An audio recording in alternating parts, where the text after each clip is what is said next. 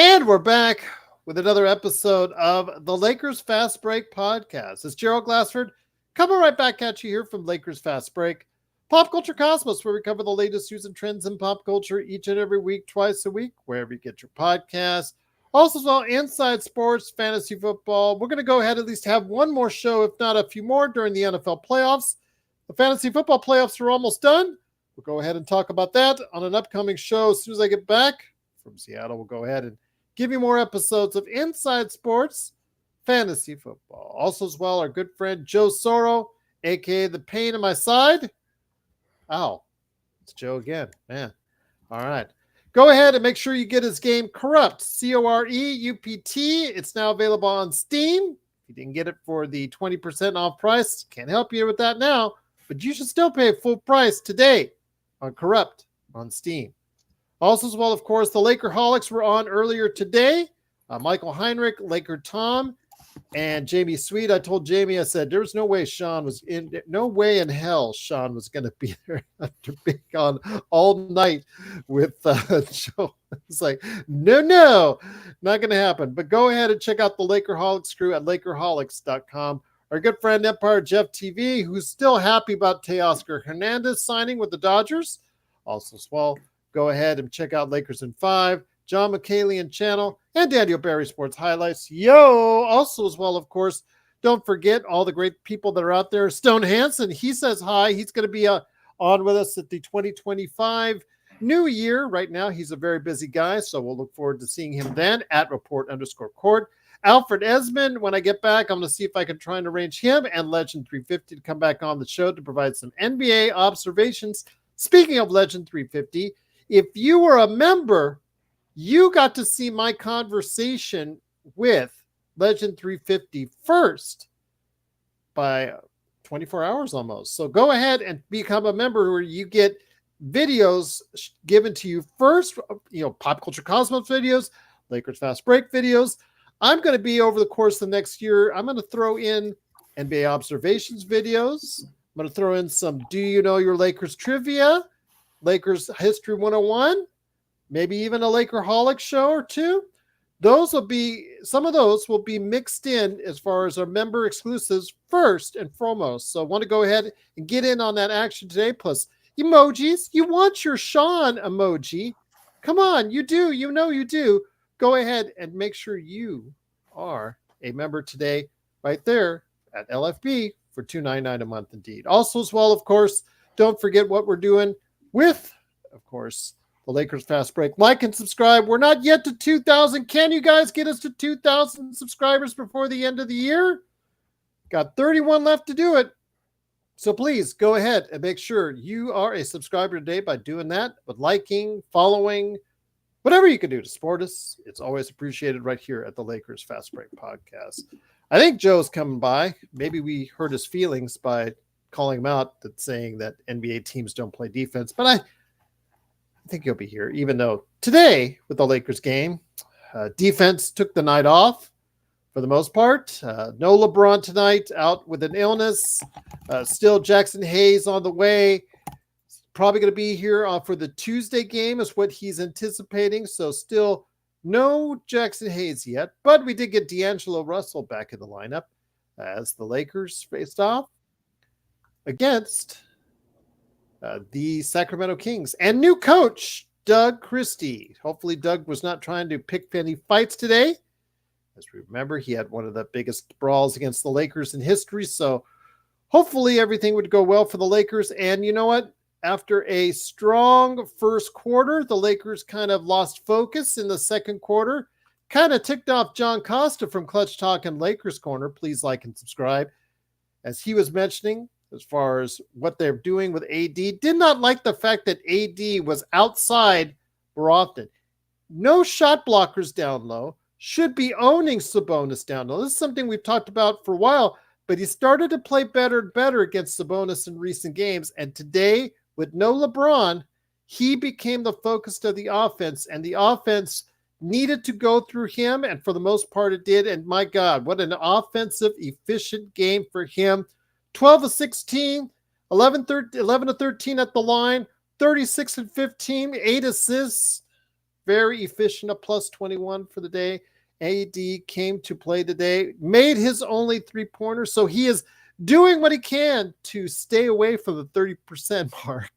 Sean, I really want to send that note to Laker Tom, but not quite yet. Not quite yet. He might actually get to 31% at some point in time. But I will say this: great game by AD today, supported by Austin Reeves, doing a little bit of everything with 26 and 16 assists, 5 turnovers. But I'll take that if he's getting the 16 of the 3-to-1 ratio right there.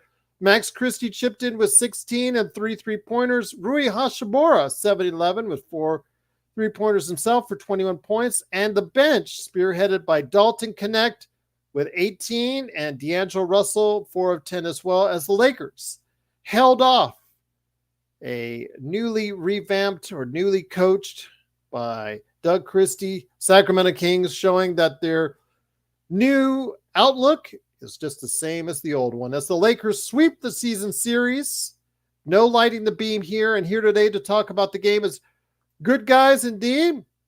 I don't see Joe anywhere. We don't know where he's at. Hopefully he'll decide to join us soon. So everybody's going to be asking, where's Joe? Where's Joe? Hopefully you'll get some Joe in your life soon. It is, of course, the madman from Toronto. He did get out of Toronto traffic to go ahead and stop on by here today to talk about the Lakers offensive showcase and the defensive no case. It is, of course, Magic Man Sean Grice. Sean, great to have you here. Joe said during the show that NBA teams don't play defense. I guess after what we watched today, that was pretty much the case. It goes back to what it was earlier in the season with the Lakers, where he's right. They didn't make an effort too much on the defensive end or transition defense, but they tried to outscore each and every opponent. And tonight, Magic Man, they did just that. They did. The first probably 24, but probably the first 32 and a half minutes is probably the best basketball I've seen them play without LeBron James. Honestly, when it was at 112.92, they were up 20. It seemed like the offense was flowing well through AD. He had almost had a triple double at that point. He finished with 8 assists. He had 7 assists. When Christie called that timeout and Sacramento went on a 25-11 run there. I'd be remiss if I didn't say, Gerald, that Doug Christie, also a draft pick of one Jerry West for the Los Angeles Lakers, could never really find a place for him. So eventually had to trade him. That being said, back to the game. AD was phenomenal. I mean, just phenomenal. Another 30-15 rebound game, Gerald. I believe he's got the most 35 point plus 15 rebound game this season over Giannis. I think I could be mistaken, but I think so. That being said, the offense was running smoothly through him. You saw Rui play really well tonight. He was a complimentary scorer. Reese was a complimentary scorer. I mean, usually that's the recipe. If you've got either AD or LeBron going, and two complimentary players have anywhere from 17 points to 30. That's a recipe for a win, despite what Joe says about not playing defense. There was some defense played tonight. Again, Max Christie showed up, played his complimentary role again, Gerald. Actually, his 3-point shot has been looking pretty well adjusted the past 10 days or so, Gerald. I'm not sure what's changed at all. It doesn't look like any of the mechanics are different. Maybe it's just an ease of muscle memory now. But it feels like he's just playing his game. He's running around like a madman out there. This is a guy that the Lakers can depend on to defend east to west. They don't need to worry about that anymore on the court. It'd be nice to have two of them, but a lot of teams can't afford two of them. But at least if you have one guy who's able to control the latitude, and AD can control the longitude, I think we're pretty good defensively, because AD still takes pride in that. And I know now we could see Max Christie takes pride in it. That being said, guys showed up tonight and we swept the Queens. I'm going to keep calling them the Queens for the next 300 and so days until the next season, because we swept your ass. It feels so good. It feels so good, especially the last 2 years where they basically won 7 of the last 8, and it just feels good to sweep somebody. Once again, it is the Lakers winning 132-122. And here today, heading up the janitorial services by sweeping today for us is a good man indeed. He is the mastermind behind Lakers Corner of Clutch Talk. Please like and subscribe. It is, of course, John Costa. And John, great to have you here. And in between the Joe tirades all day long, truly appreciate, by the way, you, Sean, even Joe, Mark, and Danny for stopping by as far as our playback.tv/Lakers Fast Break. You were the first one there, John, so truly appreciate you doing that. In between the Joe tirades as he comes on now, I think he got tired of fighting the ball. Your thoughts, though, in the second quarter, you made an effort to talk about how AD should be utilized in the offense. Please go ahead for our audience as far as how you believe he should be utilized and why, when that's the case, this team works really well. Yes. And Intel, Wild, my brother, it is good to see you, man. Appreciate you showing love love Intel? In the chat. But real quick, man, so that point that I wanted to talk about AD, my thing was, look, we know that Anthony Davis, as much as, the Sabonis record, the people were talking about, Anthony Davis, if he puts Sabonis in the paint, or anybody on that Sacramento team in the paint, because they don't really have a big, it's dog food. He's gonna take them in there, and that's gonna be easy. But my thing that I was saying was, okay, we were able to get Sabonis, the only person who could even slightly do something to slow down AD. We were able to get the only person who could slightly do something in foul trouble, and he's out of the game. And we saw that there was a good, maybe 7-minute span where every time AD got the ball, maybe sometimes before he even got the ball, but when he would just get into his spot before he got the ball, he was already getting doubled. And what I was trying to say, and what was super frustrating to me, is that in those moments, we were not playing through Anthony Davis, right? And the example that I gave in playback was how the Nuggets played through Jokic. No, I'm not comparing Jokic to Anthony Davis. No, but what I am saying is the playing style that the Nuggets rock with every single game, which is play through Jokic, because when the double comes, because the double's going to come, let's create from that, and we trust Jokic to do that. AD was getting that same treatment in the 7-minute span that Sabonis was not in the game. They were doubling him every single time. So to me, I'm saying, if that's the case, let the offense run through AD for that 7-minute span. But we weren't really doing that. But at the end of the day, y'all, we did get the win tonight. And there's one person that I gotta give just major credit and props to, and that's Max Christie, the man that I hated on, the man that I have a video that went major viral on TikTok where I was like, Max Christie's not an NBA level player. And at the time, he really wasn't. But these last 4 to 5 games, this man has played the greatest basketball from his perspective, and comparatively to what I've seen from him. Some of the greatest basketball. He's played his role very well. He's exceeded, done other things but beyond what we're asking him to do. And I just love his confidence. I love his confidence. I forgot. I think it was Mark. Shout out my boy Mark. He was in the playback, and he was just talking about just his confidence. And I think that's the biggest thing. And shout out JJ for that, because JJ inserted him into the lineup and kept him in the lineup even when he had some bad games. Grew that confidence. And hey, man, the world is your oyster, Max. The world is your oyster. That's a good one, huh, Joe? That's a good one, Joe. That's a good one. Once again, it is the Lakers Fast Break. The Lakers do win 132 to 122. Yeah, I would love to see a Fox Herder trade. I don't know if you could pull that off. I haven't taken a look and see if the money works at all. Thank you Until Wild. Truly appreciate the super chat. I'll go ahead and give it a shout out as soon as I see it pop up here. Also here today is a good man indeed. It is, of course, the Madman from, of course, Steam's own Crypt, Coreupt. Again, it is no longer for sale, but you should still buy it today. Crypt on Steam. It is, of course, Joe Sorrell. Joe, good to have you here. Truly appreciate you joining us. Know your battle with LeBald. Looks like you came out on top again. Right there. Again, Intel Wild, truly appreciate the super chat. He says AD finally gave the proverbial broomstick to Sabonis. That third quarter, Joe, was the key to this game where the Lakers outscored Sacramento 42 to 24. They finished above 50% both from the field and from the three-point line.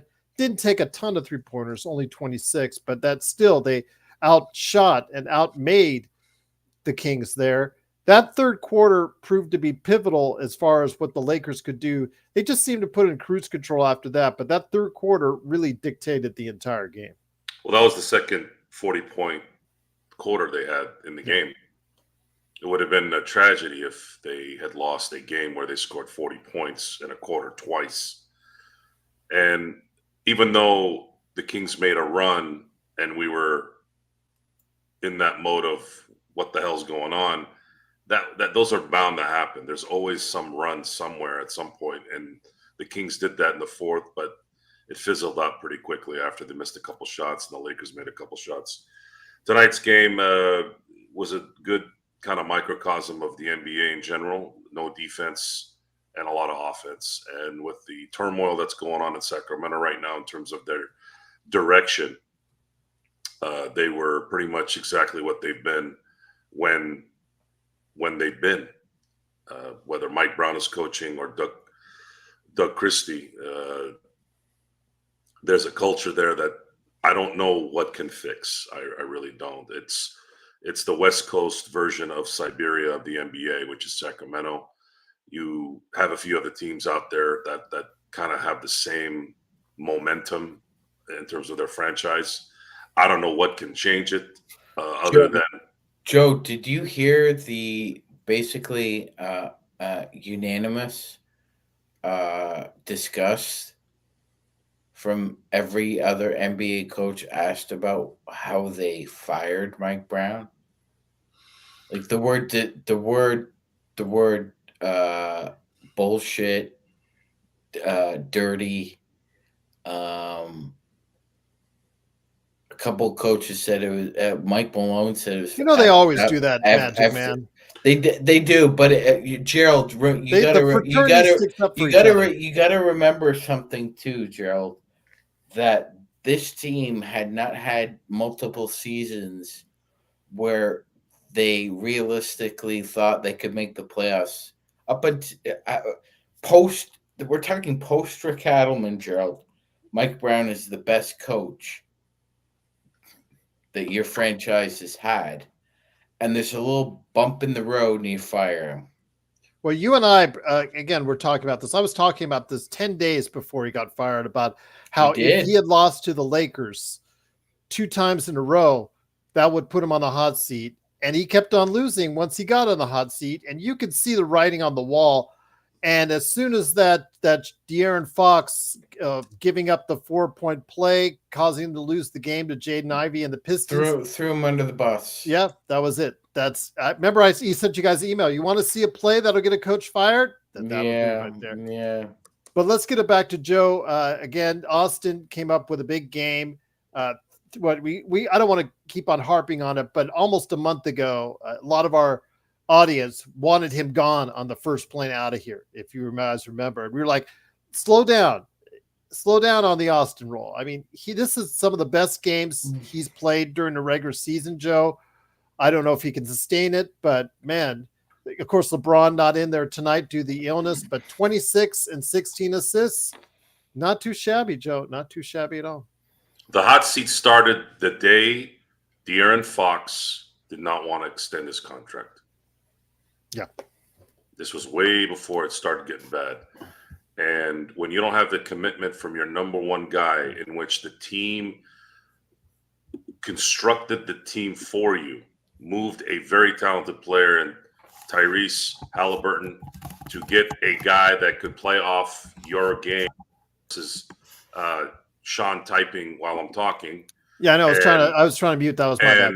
Yeah, and when you, and then on top of that, that guy that you've been catering to decides, wait a minute, I think I want to go check out what is it, that site that you all go to, all you single guys? There's plenty of fish somewhere in the sea. Like, yeah, Tinder. You all know what I'm talking about. Like Tinder and stuff. Yeah, well, I don't know. One of those. I just heard something about those things. But Who anyway. is the single guy here? Sean. Yeah.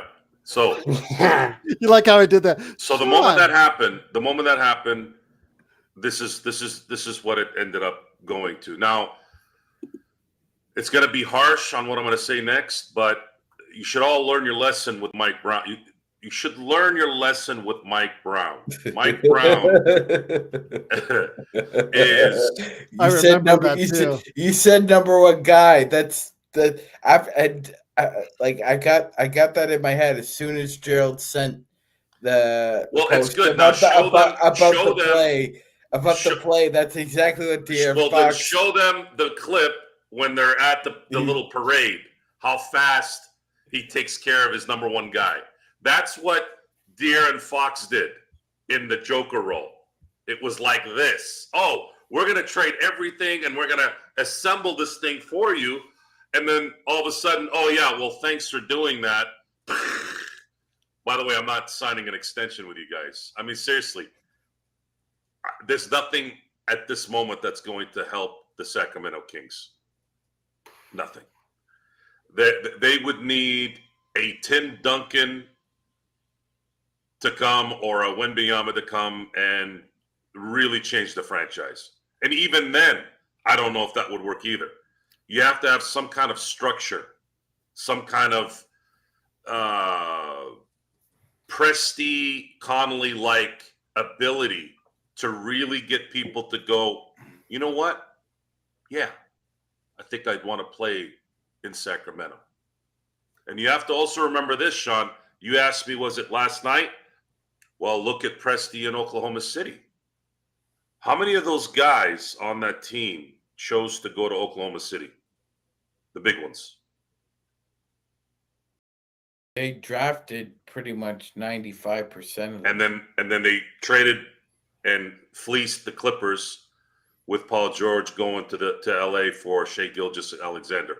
So that is the only way anyone is going to build something in Minnesota, Oklahoma City, Sacramento. They still can't build shit in Charlotte. New Orleans, they can build it, but they can't keep it up. So what does Sacramento do now? Do they get tired and say, all right, we're just going to make money? But can they? There's a bottom pay that they have to invest in. Good. John, this question was directed at you earlier with the last time we played the Kings. The name of the arena, right? I think it's the Golden One Center. That's who I have my mortgage with, by the way. Is there a casino in the arena? No, I've been to the arena. I've never seen a casino in there. Okay. So what's that license? So basically, the way I see it, Gerald, is the Kings make a lot of money from licensing and advertising, and it like Joe was saying, it seems to me that franchise needs to make a decision whether or not they're about winning and being competitive or just making a quick buck and eventually selling the team for twice as much as when he bought it. Vivek can make a ton of cash if he wants to sell it now. I think as far as the team is concerned, they need to go ahead and decide in the next 2 weeks what team they want to be. If they want to go ahead and just, try to become a team that's maybe one or two pieces away from being competitive again, or do they want to go ahead and tank? Do they think De'Aaron Fox is just that miserable and just ship him out? And then Sabonis, I think you could still get something for Sabonis. With the right defensive player, I think he could really do. What would he be like on San Antonio with Wemby? Just think about that. If he was they'd be electric. Yeah. So I don't know. I'm just throwing that out there for them. But yeah, at this point in time, it's just really hard to see Sacramento finding any success with that. That DeRozan trade is a lot like what the Lakers did with Westbrook, where they just brought a player in who just does not fit or work well with what they can do. Yeah, that's great. He's playing well now for Denver. Good for him. Happy for him. But he just does not fit what the Lakers worked well at, and that's why it just never worked out as a trade. Bryant Randall, you talk to the people in Minnesota, they cannot stand Randall right now. That guy does not try at all on defense. I know what Joe said about defense and all, but that guy, for a team in Minnesota that actually led the league in defense last year, they are really not happy with Randall's effort or lack thereof on the defensive end right now. I'm just telling you. So if you brought him back on this team, I don't know what that really does to help the Lakers, but Zubac is an excellent choice, Brian. I'll just leave it at that. But yeah, absolutely. So I think Magic got disconnected when he was shuffling some stuff around. So let me bring it back to you, John. Once again, it is the Lakers 132 to 122. The Lakers are now in 5th place in the Western Conference, I believe tied with the Clippers, and then the Nuggets right there as well. I think the Nuggets finally slowed down the Pistons. I think the Pistons, that finishing your trip in Denver, that's like a killer there for you, if you're Detroit. But bringing it back to the Lakers, my friend, with the Lakers, with Cleveland is now on the horizon for Tuesday night.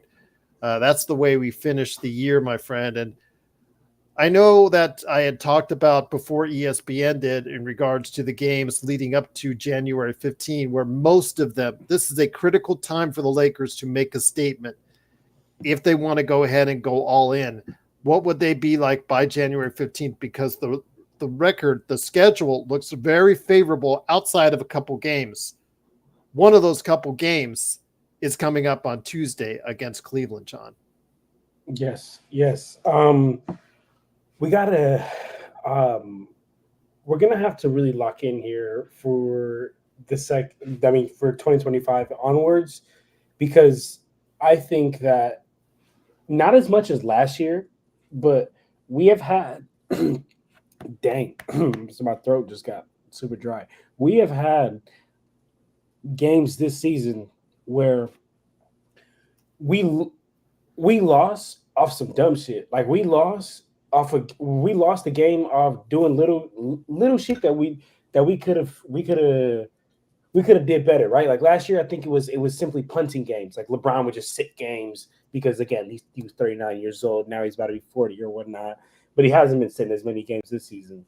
Only 31 games into the season. But I say this to say that like 2025 and onwards, all these little games that we lost for the little shit, that's all gonna have to stop, man.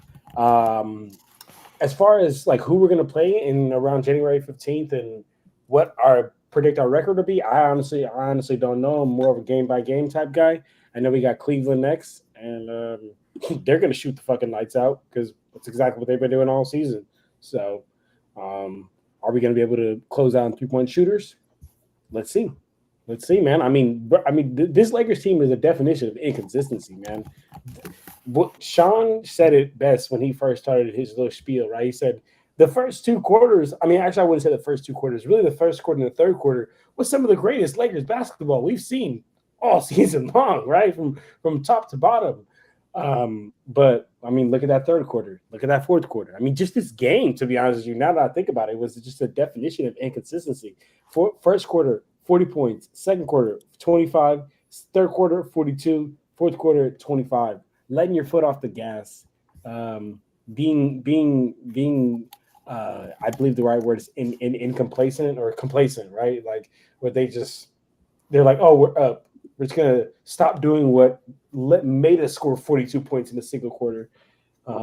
But yeah, that's what I said with that. Joe, let me bring it back to you. Then Magic, I'll get you on that. Joe, the Lakers are now in 5th place in the Western Conference. Again, 18-13. I know that Chris said if the things had gone better between Hawks and the Magic, you and I would actually would be eating olives at this point in time. But they fortunately those games still count in the standings when you make those kinds of mistakes. But the Lakers can make up for it by maybe winning some games that they shouldn't be winning, like Tuesday against Cleveland, and then also in the early part of January at Houston and at Dallas. Those are the 3 games that stand out in those games up until January 15th, where there's a lot of other winnable games. If they can pull off 1 or 2 of those, Joe, I think that the Lakers, and of course win the ones that they're supposed to win, they could really make a statement about being something competitive in the Western Conference. Their schedule for January is extremely favorable. Mm-hmm. They're really only playing 1 to maybe 2 elite teams in that month. And when I say elite, I say for this year. I'm not talking about the teams that have been consistent, like let's say Boston. Boston's really the only elite team they're playing in January. The second one would be maybe Houston because they're playing pretty well this year, right? But really, they're not really playing anyone in January that you would consider a team that's killing it. And NBA in general has kind of become a little bit even everywhere anyways. But they are going to play Cleveland next. That's the elite team. And then they don't play another elite team from this year, really, till the Boston game. They have to take advantage of January. They got to win 8 or 9 games.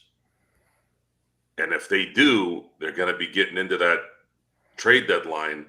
And now you have likely players that might have some value to where you might be able to go get somebody. Whether it's Max Christie, whether it's if something happens with a third star that might be lingering and you got to dangle Austin Reeves, you'll be in a better position to negotiate with those guys playing well. Yes, you might think, well, hey, they're playing well, let's just keep the team together. No, that's not what you want to do. You need a third guy if you want to win a championship. If you want to just make the playoffs, yeah, you could probably stick with the guys you have right now if they continue to play like this.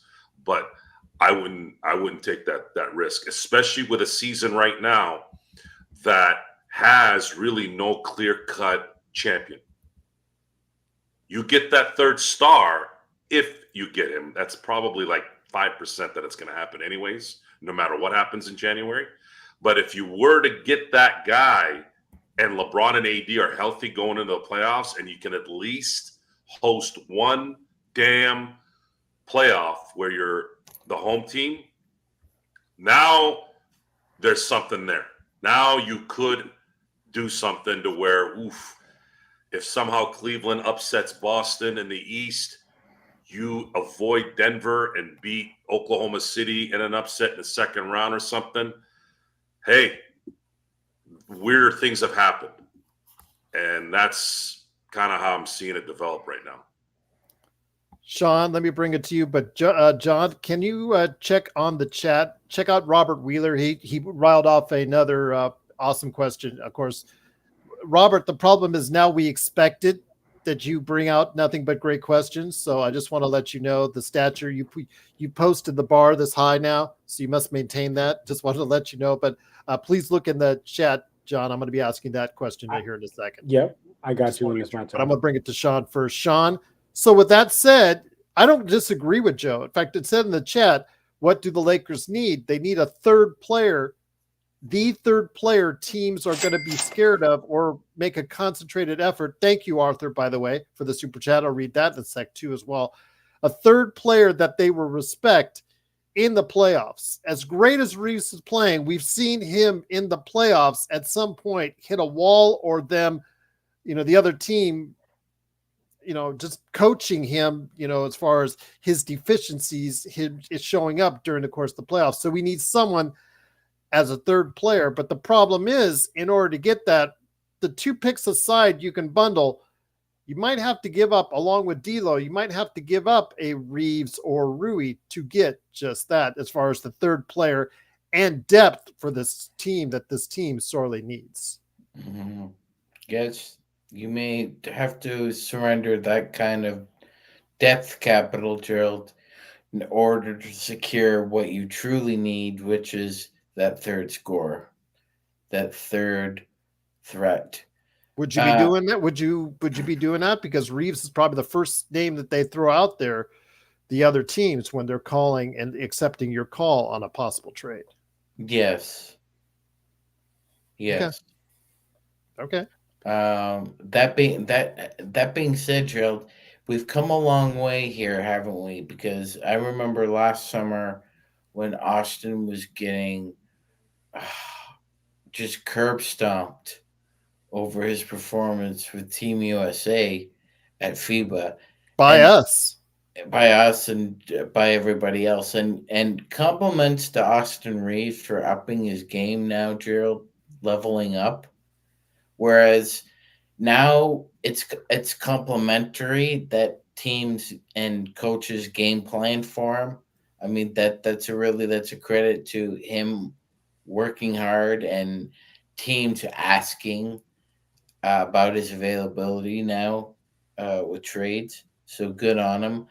But it's it's as you said, and it's as Joe said. Sometimes in order to make money, you need to spend money, and you need You're awesome. In order to make an omelet, sometimes you got to crack a few eggs, and it might take Rui and Austin Reeves' talent and contracts along with D'Lo at some point to secure that third star.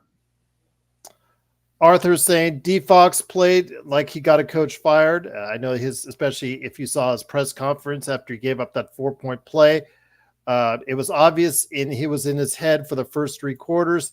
I saw this when LeBron got David Blatt fired. Yeah, that was a very special time for the Cleveland Cavaliers when they were leading the Eastern Conference, but LeBron was so disenchanted with David Blatt, got him fired. Just his passive aggressiveness there was reminded me a lot of what we saw last year from LeBron on that sense. But John, let me go ahead and bring it to you. And once again, this is, of course, the Lakers Fast Break. Robert, I was just kidding you on the bar sound, but you just bring off tremendous questions. So you had a chance to check out Robert Wheeler's question.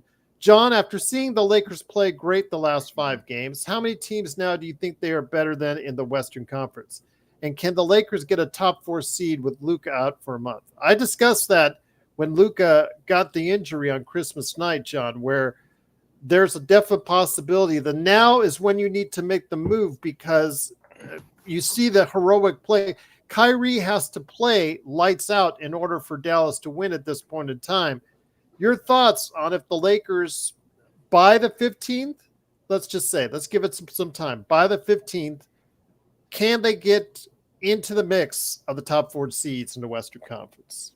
So to answer the question, I do think that they could get into the mix because of opportunity being here. We're not playing that tough of teams. Luka being out, if everything goes right in those games, barring no injury, barring nothing like that. But the one thing I will say, and I don't know, maybe I'm missing something here, so please make me aware if I am. I don't believe I am. The season doesn't end January 15th. So it's just like, so if we do get that top 4 seed by then, dope. Still a long way to go. You're right. Still an extremely long way to go. And to me, it's like, all right, that's cool. I mean, it could still get worse. It could still get better, but it could also still get worse.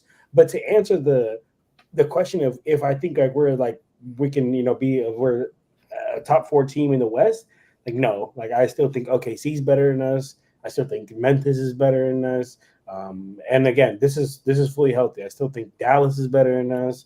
I still think Nuggets is better than us. What about Houston? See, the thing about Houston, so I like the way Houston is playing, but Houston reminds me of Memphis a couple of years ago when they were so young that they didn't even really know what they were doing. Like They remind me a lot of Detroit with a lot of young athletes. Mhm. The young athletic teams give the Lakers problems, as we saw against Detroit.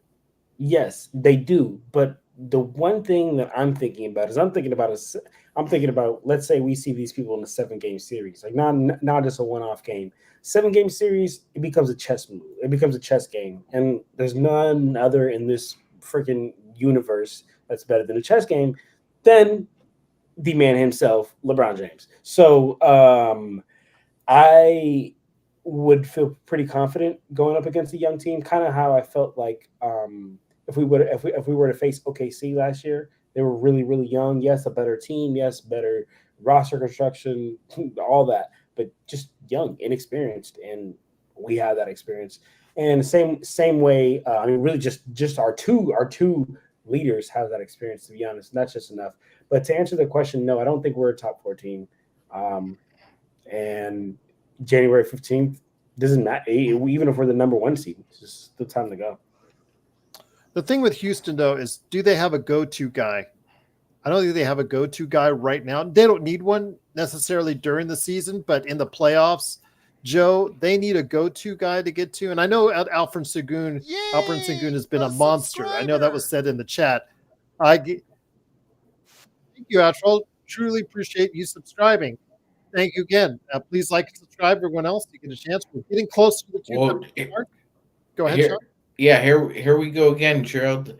Because I know Joe brought this up earlier about the since you mentioned the De'Aaron Fox situation in Sacramento. Watch out for Houston. Houston has a lot to offer. A lot of assets. He's from Houston. He's from Houston. A lot to offer, and if you paired him with Sengun and Thompson, and you still had 2 or 3 of your perimeter guys there, that's a really great team, Gerald. I'm asking for it, but I'm sorry if I'm Sacramento. I'm asking for Thompson. You're asking for Thompson, yeah. I'm asking for Thompson and Shepard. You and I would ask. Well, yeah. I would ask for a package surrounding Reed Shepard. Yes. Yeah, I would ask for Thompson and Shepard, and then otherwise, don't call me. And that if you want him that bad, if you want to win now team, do that. Go ahead and go right there. But Joe, that would make him a win now team now, Joe. Bringing that back to you again. A lot of positivity, a lot of things that are going on with the Lakers fans out there. Everybody seems lifted by the Lakers' recent play. We try to not to get too high, and we try to not get too low with this team because we've seen the up and downs before. Remember when the Lakers were 10-4 and they were calling for you and I at our heads on a platter? They were already calling the olives, in our direction and all that. Then all of a sudden the Lakers hit that lull. They're rising up once again. Do you think this time around they can play consistently better for a longer period of time? It'll depend on the young guys playing consistently. Or will they have a bad couple games and will their confidence dip? It's going to come down to are they mentally prepared to continue being focused like they have been for 6 more months? That's a long time. Mm-hmm. And that's always the question for a team. Can you stay focused? Are you invested? Are you going to continue to work on your game? Are you going to practice the fundamentals day in and day out and be in shape and care about winning? That's a question that I don't think we can answer until the process is over. Are you finally turning the corner on Max Christie, who's played consistently well for the past few games? I know that myself, you, Sean, this whole entire crew was kind of down on Christie, especially after getting the 4 years, $32 million, and he was not consistent at all at any stretch during the course of his two previous years and this season as well, up until this latest stretch. Are we a lot better? I know I'm a little bit higher on Max Christie and what he can do for this team. Are you as well? No, I'm not sold on anyone other than LeBron and AD. And a little bit of Austin Reeves, of course. Connect had a good game tonight. One of those quiet, good games, which good players have. That's how you know they're good, when you don't even know how many points they had. All of a sudden, you're looking at the boxes, 18? like 18 points. He made some absolutely crucial non-3-point shots in this game. 2 plays towards the end when Sacramento was making their run. He got to the basket and scored on back-to-back plays. So those type of things are what make the role players on a contender valid. Because you cannot expect the stars to continue to do the dirty work and the basics. The dirty work needs to be done by the role players sometimes. Rick Fox needed to basically stick his abdomen in Peja Stojakovic's face. That's essentially what he had to do back in the day. And I'm bringing this up because Doug Christie coached the Sacramento Kings tonight in his first stint as interim coach. And those who were around in the early 2000s remember that Sacramento team, and Doug Christie played an integral part on that team as a very, very good defender and a good team player. And when you look at that team at that time, you had guys that fit certain roles and took care of certain things that Kobe and Shaq weren't going to do all the time because they were too busy running the offense or getting the offense set, making sure that points were scored, because that team didn't really have a lot of scorers. It had shot makers when they needed it and good defenders and just guys that understood their roles.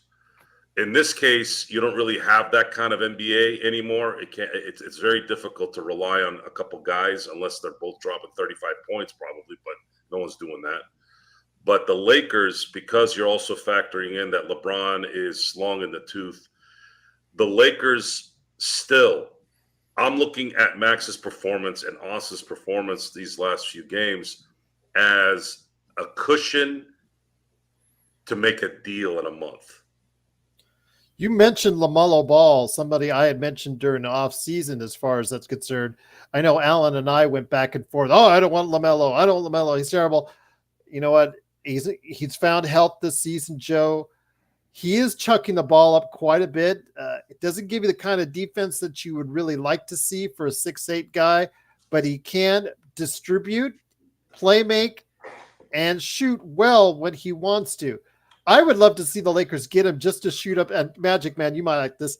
I would love to see the Lakers get LaMelo Ball just for the day he shoots 10 of 31 and LeBron give him that look like, did you seriously just do this?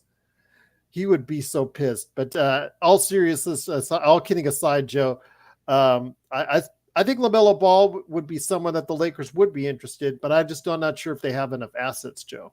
No, I don't think that Charlotte would trade. I don't think Charlotte would trade their only ticket in that arena. Irrelevancy. If you get rid of LaMelo, You're no you might longer as well relevant. You might as well be a G League team at that point if you're Charlotte. I know Brandon Miller's got talent, but I don't even know. 99% of the sports world doesn't even know who Brandon Miller is. I'm sorry, that's just the facts. So what? Now what? Now what are you going to do in Charlotte? Oh, you're going to go get more draft picks that you can screw up? No. The Lakers getting a third star would have to likely be something that comes out of nowhere, whether it's a disgruntled player at the last minute or some kind of deal where there's a 3 or 4 team deal that gets put together and they can make it work, which those things were hard before these strict rules. I can only imagine how much harder it is now and not likely. But I'll just put all these 14s in the trade machine and I'll just post this and they can make the deal tomorrow. I stopped using the trade machine about probably 10 years ago because you can't put draft picks in there. You can't put player swaps. So what's the point of a draft machine other than to get a bunch of morons on there to read the advertisement while they're jerking off, putting in these fantasy trades, right? But I want to say this, more teams will have to go to that because so many teams are in the first and second tax apron, Joe. They will need a third team like a Charlotte, a Detroit. There's a couple more teams that have some cap space that might, okay, send your crap our way, but it's going to cost you this, and this in the long run too. Yeah, the information right now. Sorry, Sean. I'll say this and then I'll let you do your thing. Right now, there's talk about the Nets trading Dorian Finney-Smith and a package surrounding that for John Kachar, Luke Kennard, Conchar, Luke Kennard, and a protected first rounder, possibly 2026. I don't know what I have no idea what the fast. I guess for Memphis that might make sense. He's a name, Joe. He's a name that used to be really good, but if you've seen him lately on Brooklyn, you probably changed right. it. But I wouldn't. He's not worth a first pick unless, of course, if it's, let's say, a protected lottery. I guess it's okay. I don't know. I don't know what is that going to do. What is Dorian Finney-Smith? Why? What is the? Is that the agent throwing things out there? I think it's the agent since the beginning of the year. Like with the Jimmy Butler thing the other day, that is the agent throwing stuff out there. Yeah, absolutely. And Jimmy Butler, imagine how bad the system is, and imagine how stupid these people were to agreeing to this, that Pat Riley has to come out and say, this isn't true. When has Pat Riley ever had this happen to him? Things changed with this CBA. It changed badly because it pretty much took the power out of everyone's hands. Where he had to come out with statements like that, and I've read a couple Pat Riley autobiographies, guys. He really did not want to release a statement like that, saying that they had no interest in trading Jimmy Butler, knowing how competitive he is. But like Joe said, because the CBA is so spineless now, it's got no spine. Riley's forced to make statements like this and show his hand. I would love. Thanks, Die Hard. Great name, by the way. One of my favorite Christmas movies. Best Christmas movie ever. The question I would ask Adam Silver, if I was able to interview him, Mr. Commissioner, why did you feel that you needed to set up a system that doesn't allow a smoother player transaction to other teams? Why? No one has asked him this question. Is he going to say, well, Joe, every agreement has an adjustment period? Okay. How? Based off of what we know, how are people going to adjust? There's not enough talent in the NBA to have that kind of adjustment. At some point, it runs out. There's very few dynamic players in the NBA. It's not football where you can draft studs in the third and the fourth. So if you're a team that's winning all the time, you're still drafting guys in the first, second, third, fourth, and maybe later in the draft, but you're still finding stars in the first, in the second, in the third. You don't really get that in the current NBA process for many reasons, because usually talent shows itself. And even when you do get that talent, it takes a few years to flourish. It's just not a good system for basketball. Why? And I'm interested in seeing what the adjustment is, because at this point, guys, we've been whining. I know I have whining about the NFL being garbage, the NFL, the NBA being garbage, but we've always put in that but in there saying it doesn't matter if we think it's garbage. They just got a 30 rating on Netflix, the NFL. They don't give two shits about what we're saying or what the game is about. And It even though seems like- even though the Lakers and the Warriors got 8 million as far as at its peak, which is the highest it's been in 5 years, compared to the Netflix NFL games, you're right. It's just no one that probably watches generally the NFL. Not all, obviously, we watch both because we're sports people.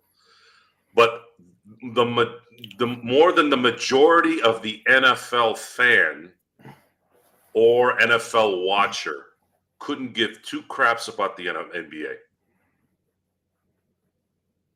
They can blame it on, oh, well, Joe, there's only 17 games in the NFL, and there's 82 games in the NBA. That has nothing to do with it.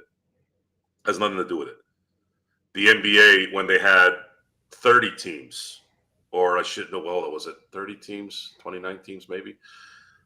Didn't they draw 30 for Game 6 of the 98 finals, Sean? Yes, Jordan sure. during that time. They did. I know there's a lot of factors in there too that, entertainment has changed. There's a lot more outlets to different types of entertainment and all that. But sports is supposed to be sports is set away from that kind of stuff. This is sports. You're watching people doing things that half the country watched the Kentucky Duke game. It doesn't matter anymore.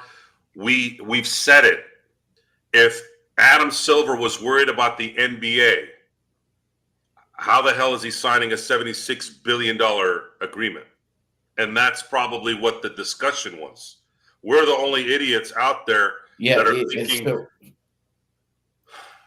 I just wanted to clear something up. I saw something in the chat about somebody was trying to I'm not sure if it was misconstruing or kind of. Well, I got a LeBron question for you. Misunderstanding what Joe was saying about the CBA. Here's what Adam Silver has to do with the CBA. He was hired by David Stern, and he was voted by representatives of every NBA team to be the new commissioner. Correct, gentlemen? Yeah. That means he works for them. Now, because there's a collective bargaining agreement, that means a union has instituted its right to impose certain standards on their employer, which would be the NBA. But however, Silver has a runaway train on his hands, and Joe hasn't really described it like that, but he's mentioned how both the load management and the stylistic sloppiness that a lot of NBA games give off create an aura where nobody is excited about the NBA and eyeballs disappear. Let me ask you this, Sean, and once again, the Lakers. And that's where that. And sorry, Joe, I just wanted to finish with. That's just where the $76 billion conundrum comes into play, because now he has to answer for that. It like Joe was saying, that 76 billion is a investment. And people want to see a return on their investment eventually. And what Joe's saying is these numbers don't point to an ROI anytime soon. Correct, Joe? So I'm going to compare it to something that recently happened in the baseball offseason and last year as well. And it's happened before, but I'm going to use the two biggest contracts in sports history as an example. Shohei Ohtani got a 10-year, $700 million contract last year. It was the largest contract in sports history, even outside North America. when you look at that contract in 10 years and you look at the endorsement dollars attached to Shohei and the country that follows him, as well as the fact that he has a unique skill set that hasn't been seen in 100 years, your ROI in spending that $700 million is likely going to pay off, especially considering 680 of it is deferred. The money that gets spent there in 10 years or 9 years now is going to look smaller than it would now. So looking at a $76 billion deal now with the NBA TV contracts, it looks like the networks are saying we're going to be able to make that money for the duration at the end of the duration of this contract. They're looking at completely different numbers than we are. They're looking at the numbers of how they market things, how advertising is allocated, things that we really don't know. And for those who don't understand money, it's kind of stupid that it's like this, but you've heard those companies that have to spend a certain amount of money before the year's over so that they can allocate the same amount. Otherwise, they lose it. Right. They have to spend to a floor. Right. You have to spend. The capitalism isn't just making money. Capitalism is making sure that the people who are making money are reinvesting it. And how do you save money on taxes is you reinvest it. You are kind of forced to reinvest. When you buy a home in California, I think you can keep up the first $500,000, right? And after that, you have to pay taxes on a home that you sell after the $500,000. You're done with that. If you sell a home, you have to reinvest the profit from that home back into something else, or you got to pay the tax on the money you earned on that deal. And a lot of people don't want to do that, especially in California. It's kind of like a capital gains tax for real estate. Sports is rigged. You're right, audience, but it's not rigged the way you think it's rigged. It's rigged in that the brand is too big to fail. The NBA, Major League Baseball, the NFL are too big to ever fail unless there's an absolute asteroid coming to Earth and it's over. That's it. That's the whole. COVID couldn't kill it. A pandemic couldn't kill it. Nothing could kill the NFL, NBA, or Major League Baseball. Nothing can kill those sports. Hell, even the NHL to a degree. It's over. Like, you can't beat those brands. So we are sitting here whining and crying like babies, complaining about what's not happening because we're not happy with the way the game is played. It doesn't matter anymore. They don't even need the fans to go to the game, and we talked about that way before all this happened. They don't need them. They don't need us. They already have their audience, and it ain't us. Most of the people, it's not us. So how does that factor into things? Well, the reason why I'm pushing for a bus sale is there are instances in this thing where you need people that know how to conduct certain business. And I think Jeannie is not in that. She's not in that world of thought. She's a mom and pop shop, and this team needs a next level business person to run this organization. And there's a company that owns 27% of the team already that has already shown that they can run a very, very big sports franchise. If it wasn't for them owning 27%, I think the heat on them selling wouldn't be as high, at least from my perspective.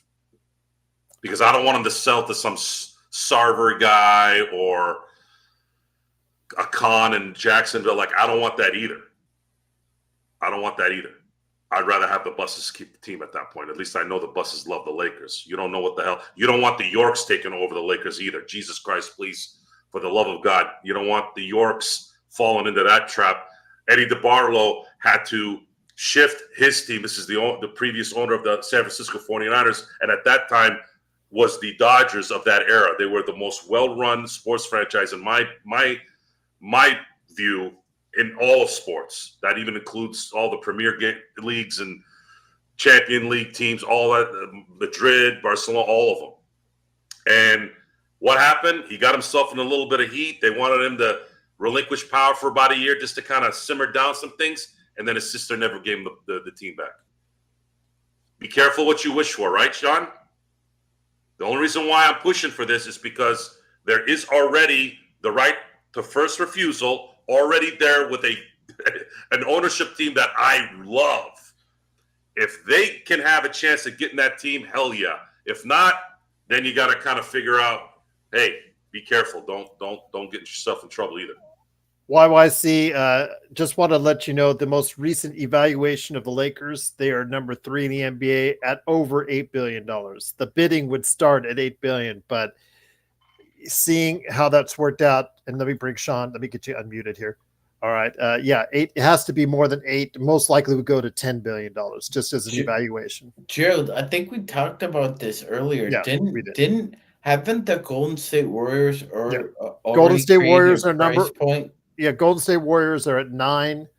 Then the New York Knicks, and then the Lakers just behind them. It's down at 10 for the Lakers. There's 5 teams above $8 billion. I think the Clippers are actually in the If I'm gonna buy the Lakers, I want them to be the most valuable. You might have to ask for 10. You probably have to say 10. 10. But let me bring this back to you, Sean. Once again, I've been waiting. I've got some questions for you, man. I've got some things to note, too. You and I like to get into this Laker nerd stuff and also basketball nerd stuff. It is, of course, the Lakers fast break. The Lakers are now in 5th place in the Western Conference after a 132-122 victory over the Sacramento Kings. By the way, Xbox doing a great deal in the chat. Big shout out to Search, who is our the master of all modding during the playback.tv/Lakers fast break game. Of course, modding right now and doing a great job is Xbox. Shout out to your Giddy, man. Got the triple-double in the victory with the Bulls today. But I wanted to hear, as far as this is concerned, your thoughts on this. You want to know when a team is tanking, Sean? A team is tanking when you're in Utah, in Salt Lake City, and you think, oh, you know what? I'm going to play a guy who hasn't played all season virtually outside of a couple games and just play him and put him in the starting lineup and see how that goes. But Svi Mykhailiuk, formerly of the Lakers, decided to come in and say, you know what? I'm an 8-year veteran, 9-year veteran now. I'm going to go ahead and prove to you guys that you should have been playing me all along. So he goes and he lights it up in the, 6 or 7 games that he has been playing as the starting guard. And he's been shooting about 45% from 3 and averaging well over 10 points a game. You know what the coach did, Will Hardy? Probably Danny Ainge said this to him. Sit him back down, coach's decision for tonight's game as they lost to the Philadelphia 76ers. I just thought you would find that interesting. Big shout out to Svi Mykhailiuk, still trying to find a place in this league. Oh my gosh. Yeah. That is so Danny Ainge. That is so Danny Ainge indeed. But let me get it to petty of him to do that. Hey, you can't blame a kid for trying. But I wanted to go ahead and mention something you put in the chat way earlier. You put that the Lakers are 2-1 without LeBron James, who is out tonight with an illness. God bless her, Sharon B., who's hopefully still in the chat. She posted soon thereafter that she said the Lakers would be 2-29 without LeBron if they didn't have him, because there was, as soon as you posted the 2-1, there was the chatter, well, the Lakers don't need LeBron. It just shows the Lakers don't need LeBron anyways, because that comes and goes. Well, I don't think they would be 2-29 without LeBron, because they're already 2-1 without LeBron. So that means they would have to lose 28 other games against other teams in the league, which I don't think that would do. I understand that this team in its current configuration would work best with LeBron. Whatever you think of him, bad, good, indifferent, cancer on the team, Darren would tell you all day what he thinks. Thank you, Sharon. Great to have you here. Always appreciate when you're here. I don't think it would be that bad, but I don't think it would be that good, obviously. I don't think the Lakers would be anywhere near what they are now. But when the team plays well without LeBron in the lineup, what does that say about the Los Angeles Lakers? Well, I think it says you have enough talent assembled that can get the job done without him. And obviously, this season, you actually have a head coach in JJ Redick who game plan for LeBron James not being in the lineup. So there are certain things offensively, certain sets, certain pick and roll actions, certain off ball actions that you're not going to be able to do. You know, it's obvious, right? I mean, with LeBron not in there, you're not going to be able to rely on a lot of above the break pick and roll, low post pick and roll. You're not going to be able to do any elevator screens really. But also what it says, Gerald, is that JJ Redick is also able to understand where he's gone wrong, because remember when Rui was playing some minutes at the 5 during the second game against Sacramento? Yes, and actually he's played sparingly at the 5 throughout this last week. Yeah, well, since the Detroit debacle where JJ decided to go to him exclusively when we didn't have, we basically had a centerless lineup when AD wasn't playing. He did it a lot with Golden State. Mm-hmm. He did it a lot with Golden State too. Tonight, he put an emphasis on making sure there's somebody protecting the hole, making sure there's somebody down there that's above 6'10". I think there needs to be an emphasis there as well.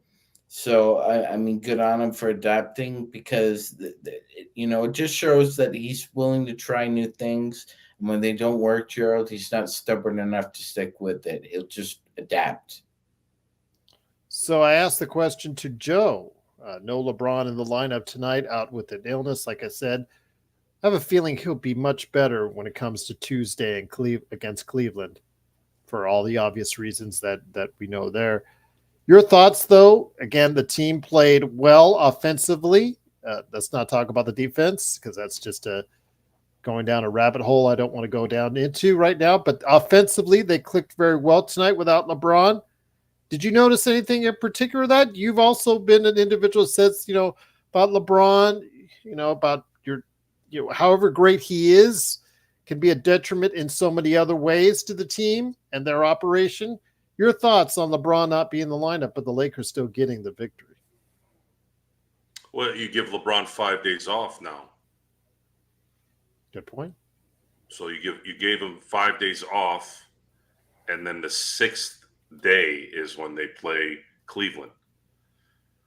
When you can win games without AD and LeBron in the lineup, I didn't consider AD in the game this last game on Christmas. He played 7 minutes and they won the game. Those are freebies. Those are free wins, even if they're not good teams like Golden State and Sacramento. It's always a good thing when that happens. If they don't win, then you're looking at a problem, because you can't afford to lose games that you're not, that you need. And the Lakers need to win in the next month. They need to win 3 of every 4 games per week. They have to. If they win half, they're going to be teetering in that area by the 8-9 again. And it'll be a problem when it gets deeper into the season and LeBron is more tired and AD is more tired. And if the Lakers don't bring in any reinforcements at the deadline, I just want to be able to get into after the All-Star break with at the very least a 6 or 5 seed, and then they can kind of not kill themselves the rest of the year. They can play comfortable versus, oh shit, they're a 10 and 11 seed. They better make a run here and go 15-9, otherwise they're not going to make the play-in. That's my focus right now. As far as LeBron, the Lakers playing better without LeBron, yes, there is some truth to that. Ball movement is always better They look more crisp, and that's not something that's out of the norm, by the way, folks. That goes with all great individual ball handling players. Jordan, Kobe. If it's a center, it's different. Centers are usually more team-oriented players, so they're in and around. Centers have to get the ball, so that's part of the system there. Whereas an individual star, that's isolation. James Harden is another one, or someone that's just like tonight, like De'Aaron Fox, LaMelo Ball. These guys are ball handling individual, scorers or shot makers. LeBron stops the ball a lot of times. Joe, you call those guys, like playmakers and conductors, because that's kind of what the NBA has kind of turned into. It's like a lot of white noise out there, especially with 3-point shooting. Like it looks sloppy, and so there's a lot going out there. But you need somebody on the court who has a high IQ that can distribute. LeBron in 2000 and 2021, 2020 and 2021, had that LeBron played from the beginning of his career, there would have been a very good chance that he could have possibly tested the Stockton all-time assist record. And had that happened, LeBron would have probably had more titles, maybe 6 or 7 by now. It's a discussion I haven't talked to a lot of people about. I wanted to wait to talk about it more if I got the right trigger. I wouldn't say tonight was the right trigger, but I feel like it's something to start discussing a little bit. So thank you. Was it Sharon? Yeah, Sharon. A big shout out to Sharon. I truly. So Sharon, you ignited something that I hadn't even talked to even hint. Usually Sean and I talk off air a lot. It's probably why we have a lot of material when we're on the show, because we kind of accidentally prep just talking.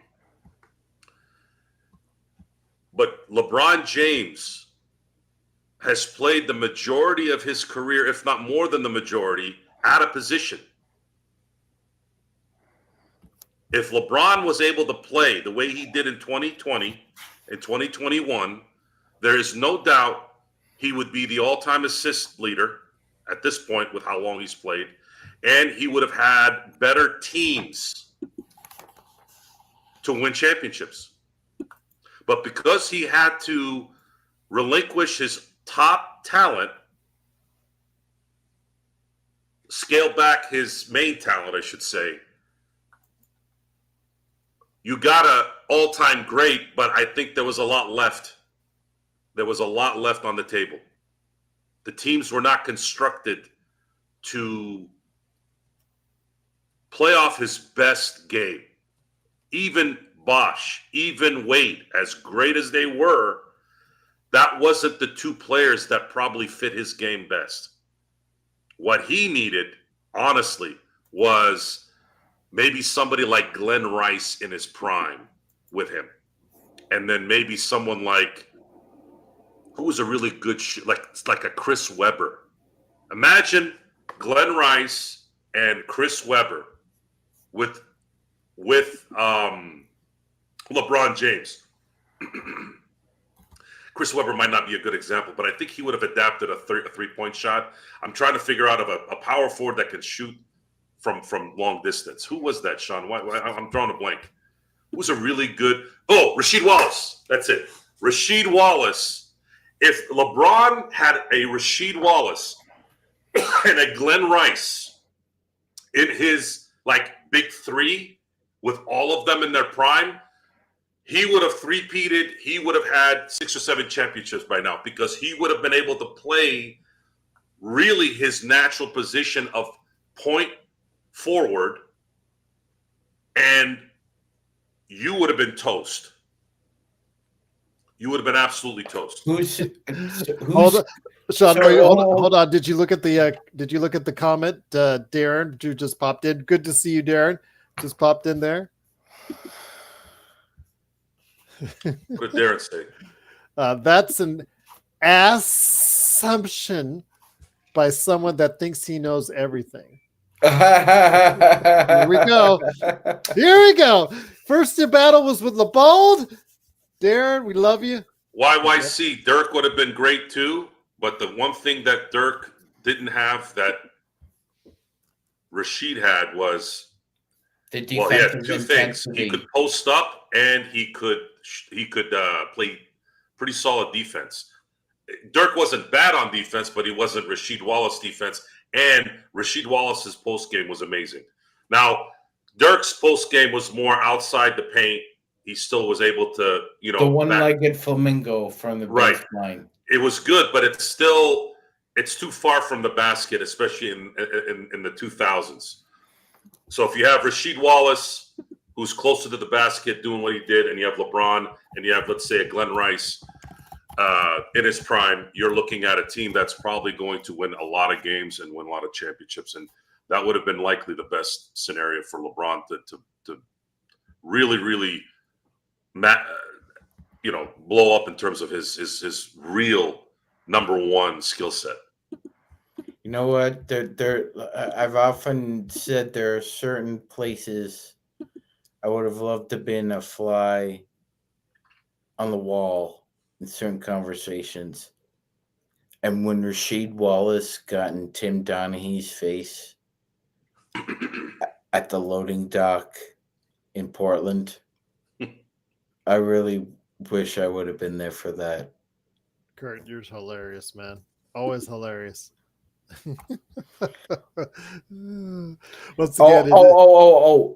Hold on, Gerald. All good. Yeah, before we change subjects, Joe, I have a trivia question for you. Here we go. I have a trivia question for you. Mm-hmm. In the 2000 Western Conference Finals, Rasheed Wallace was ejected in a pivotal playoff game. What was the name of the official who ejected Rasheed Wallace? I don't remember his name, but I remember the last word he used before he ejected him, and it was whack. Was it Garrettson? Gerald. Ron Garrettson, yes. Was it? Is it Ron or He was Daryl? staring him down. I was watching that. I have it engraved in my brain. Is it Daryl Garrettson? I thought it was Ron. I think it's Daryl. No, I think it's Ron. It's Ron? Okay. Yeah. I know it's Garrettson. That's okay. So you guys got it. But there you go. Yeah. All right. When he had Steve Smith is like a complete shock. That It's was like, he the didn't most- say anything. He didn't Yeah, say that anything. was He's the like, most he was hilarious. staring at me, trying to intimidate me, and out. But Portland was already, they were already finished. It didn't matter. It wasn't Yeah, Steve. yeah, It wasn't Steve Javi, was it? No, it wasn't Dav. No, it was Aaron Javi. Ettick was. It was and it was Javi. Garrettson. It wasn't. That's only happened. I've only seen that happen twice. That and when Joey Crawford threw Tim Duncan out for laughing. Scott Foster though has a pretty quick trigger, especially if your name is CP. Oh But my God. we won't go there. That's one for the ages. We talked about that on playback. If you guys want these interesting long conversations on basketball, other stuff as well, check out our playback.tv/Lakers fast break coverage. The conversations go wild and crazy there. I know you guys had a lot of fun over the past 2 nights. A big shout out to Joe and Sean. I got a lot of feedback in the comments and emails. Did you guys answer that email, by the way? Someone who gave you a compliment the other day as far as your Thursday show, I think. Did you guys see that? I have not.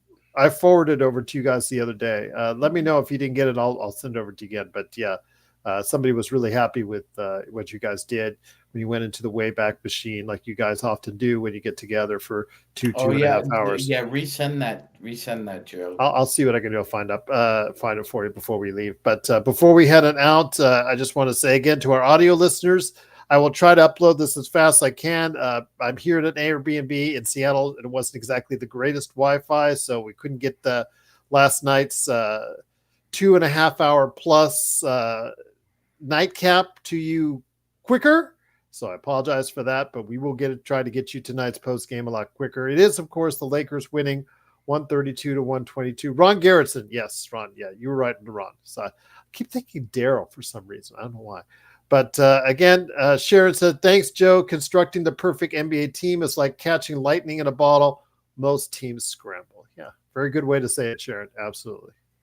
Yep, absolutely, indeed. Yeah, but, it's tougher than it's explained. Much like trying to speak English to Darren, he has problems understanding English and interpreting English.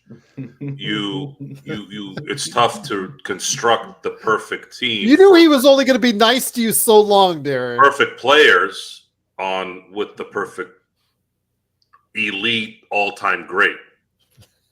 I will say though, there is an element of truth there that it's kind of lightning in a bottle, but it also requires the person in the jump seat to push the right levers and buttons at the right times. And right now, you have to say, for all he's done so far, Sam Presti has hit all the right levers and buttons so far, because he traded for Alex Caruso. And Gerald, what was the first thing he could do the second he got him in the building? He signed him new contract extension. There you go. He's not leaving. He's not leaving this building. By the way, Daryl Garrettson refereed to 1994. So that's okay. So there's two of them. Yes. Yeah. That is pops. Yeah. No, I think brother. Could I be wrong on that? No, I think that makes sense. Let me check. I'm checking on Wikipedia. You know, that's always the trusted source. He is in the Hall of Fame, by the way, Daryl Garrettson. Children. Yeah, he has children. Yeah, it is. It is his kid. Yeah. I thought it was too close, but yeah, it is. Yeah. So Ron Garrettson is his kid. So there you go. Okay, so it's kind of like Ed and Sean Hockley. Sean Hockley is Ed Hockley's son. Daryl had to refer to finish in 94 with. By the way, thank you, Anonymous, for subscribing. Ron to go ahead and referee at a similar time frame. Daryl had to be referee like forever in the league, and you're awesome. Take a look at Wikipedia. He did. Thank you, Mal, for subscribing. Truly appreciate it. He was also gifted a membership by Xbox Games Pass. Truly appreciate you doing. I guess he's sending out the memberships before we head on out. You too can become a member. We're trying to put more content for you. Put a couple videos recently that you guys got exclusives first and foremost on YouTube. As far as is concerned, you got Pop Culture Cosmos and also Lakers Fast Break NBA Observations. We're going to be doing more of that where you guys get first look videos in the future. Maybe Lakerholics. Maybe do you know your Lakers trivia? Maybe Lakers History 101. You might get those first if you're a member. Go ahead and become one today for just $2.99 a month. Right there for you. Truly appreciate it. But guys, once again, 132-122. The Lakers are in 5th place in the Western Conference. It's going to be an interesting game on Tuesday, Joe. Any last thoughts on that before we head on out?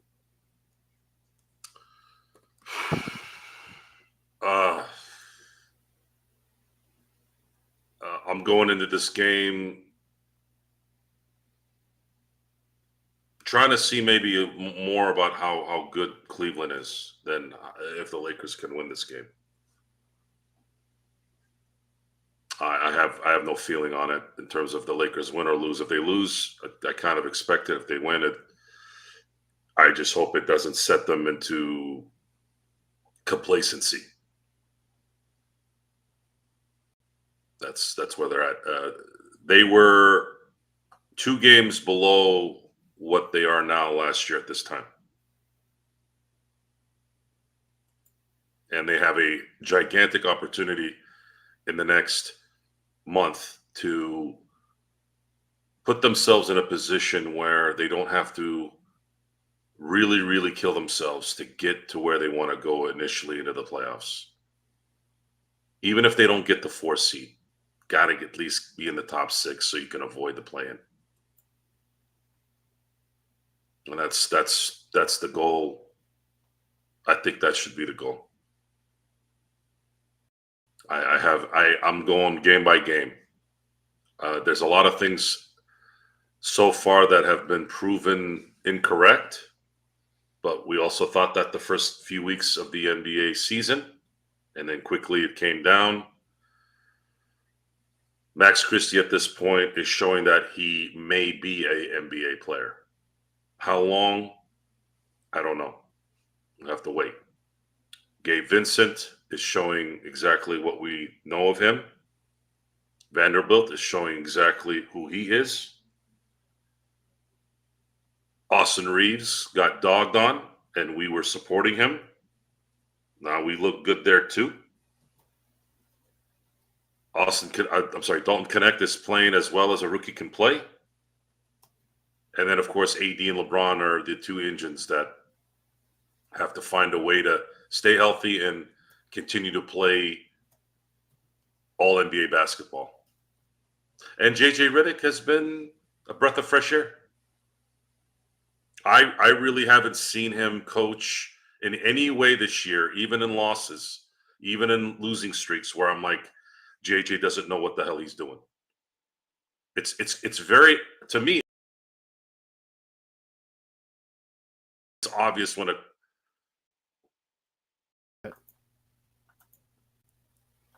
I think it overloaded when Sean tried to put that on the screen. But it's okay. It's up now. It's up now. We're up now. So when is this technology gonna get to 2025? Anyway, that was a picture of Austin Reeves playing Malik Monk in high school.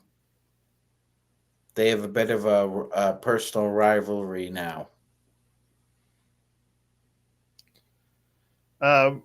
With that though, Magic Man again. Well, Joe, let me go ahead. Finish what you were saying, my friend, before we got cut off. So I apologize. I forgot what I was saying. Okay, well, I'll hit it back up to you in case you need to do so again. Weak man. Sean. No, Thainless. I don't think last year's in season jerk off was the NBA's way of trying to stay relevant in December. Well, it's going to be relevant from now up until the playoffs. Well, what I don't understand is why, other than playing an extra game, why was this a big deal? Why was this so stressful? Aren't you playing to win every game anyways? You only played 1 out of the 7 that was above what you're supposed to play. 1 extra game. So what? 1 extra game. Some of you guys took games off during the year, so you played 1 extra game to cover a game that you missed. So you didn't really – no one played 83 games other than maybe Austin Reeves. I think Austin Reeves is the only one that played 83 games. I'm just saying, Joe, in these games, especially the ones that they played in Vegas, they're exerting so much energy because the money involved. You can see with Milwaukee, they're paying the price for it right now, just like the Lakers did last season. I can't buy that. These guys are making $10 to $30 billion a year. How the fuck is that even in the discussion? I'm talking about winning the games. All the games count in the standings except 1. And that 1 is covered because you missed a game during the 82-game season. You're still playing less than 82 games. So whether it's a championship game in December or, I mean, really, was anyone nervous when they played Indiana? Were you sitting there going, oh, shit, is he going to make the shot over Halliburton? No. This was a publicity stunt that the NBA continues to do, and you happen to win this little trophy. Don't forget the little banner. Okay, they had to put up a banner because Silver's like, come on, guys, do us a favor, will you? I mean, come on. You guys got to stop. You guys got to stop thinking like Darren, man. You got to open your ears and close this or this.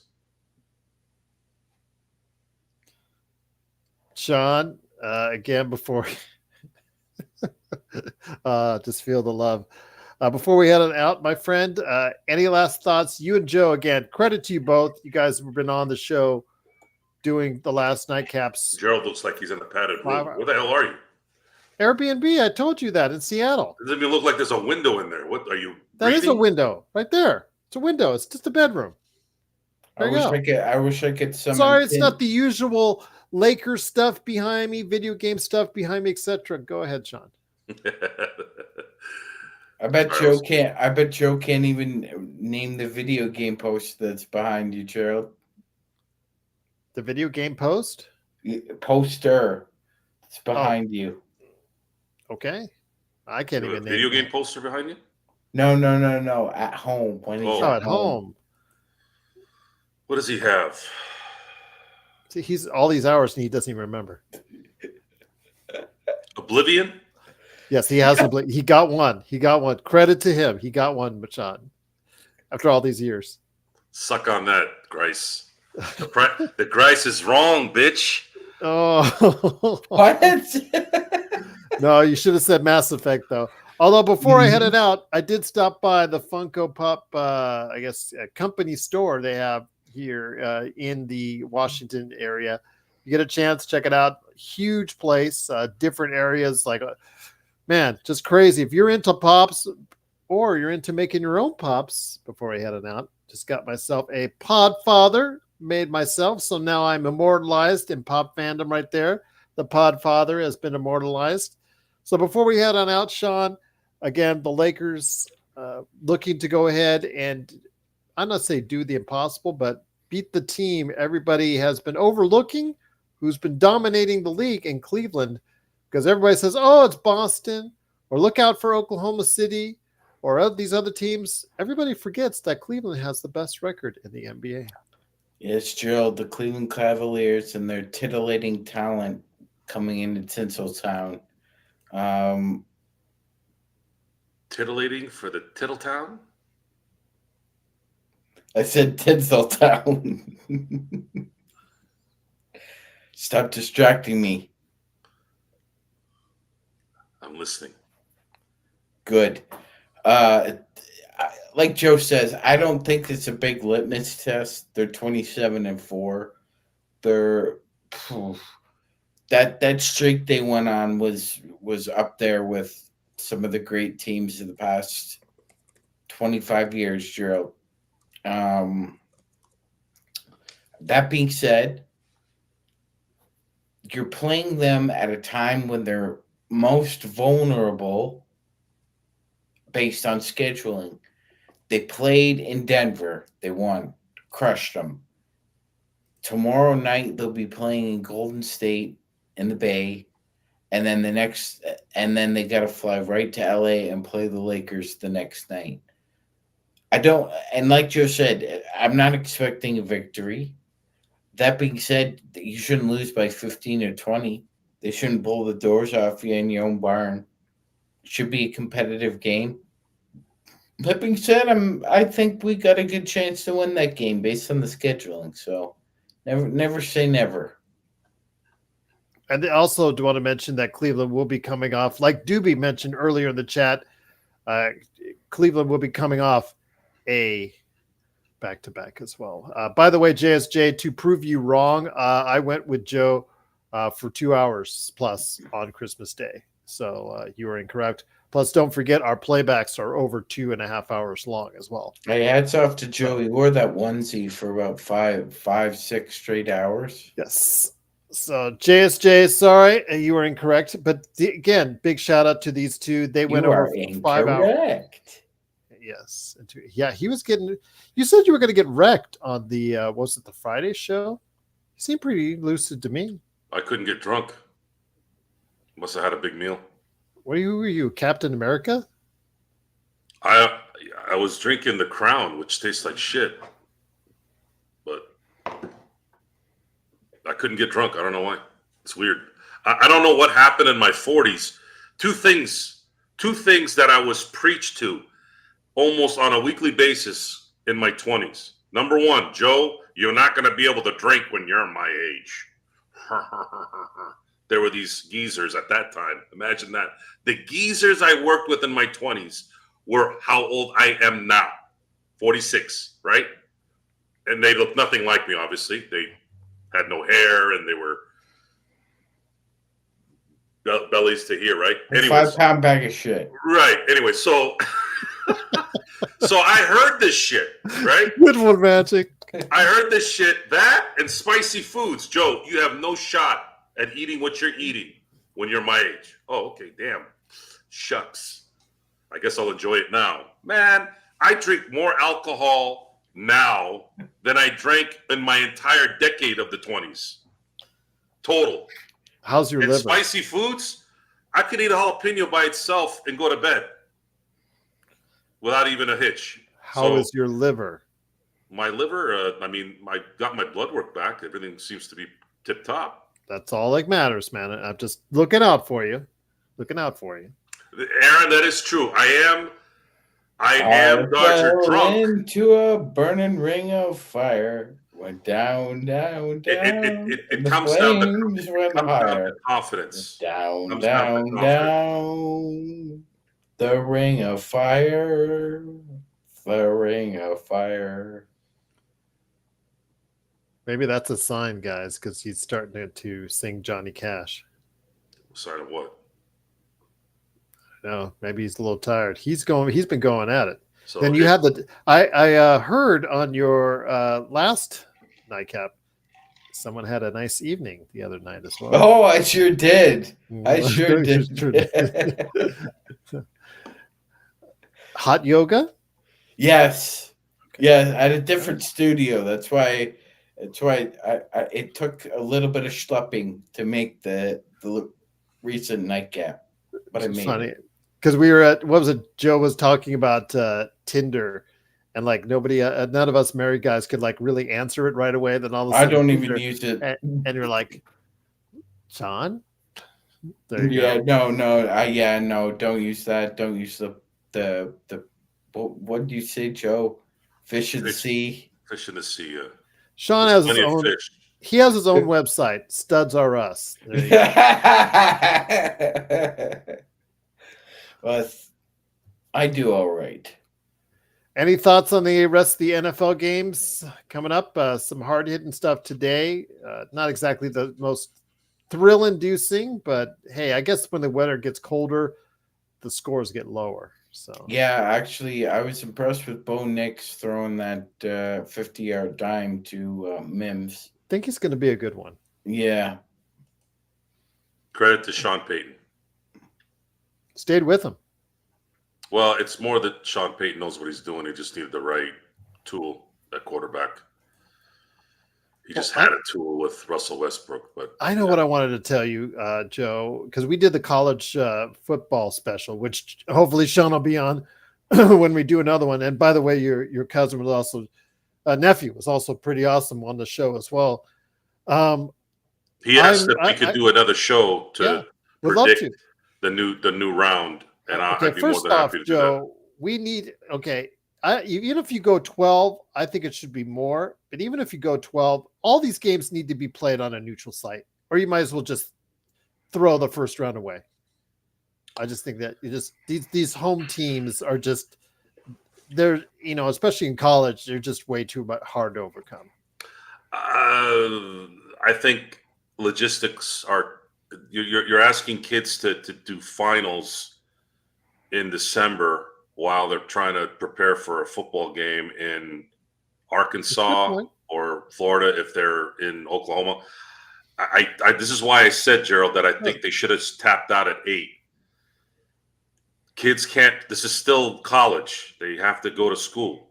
They have to still earn a 2.0 average to make the team. I know that everyone makes the team, especially if they're really good, because whatever.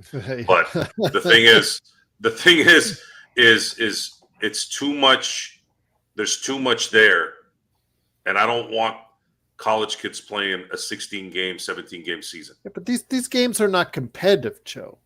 Especially that first round is on when they're not on a neutral site, Gerald, they're not competitive. Gerald, again, back to it's too many teams playing. I would only say I think that the remaining 8 teams are the correct ones, just not the right seedings, Gerald. That was the big problem.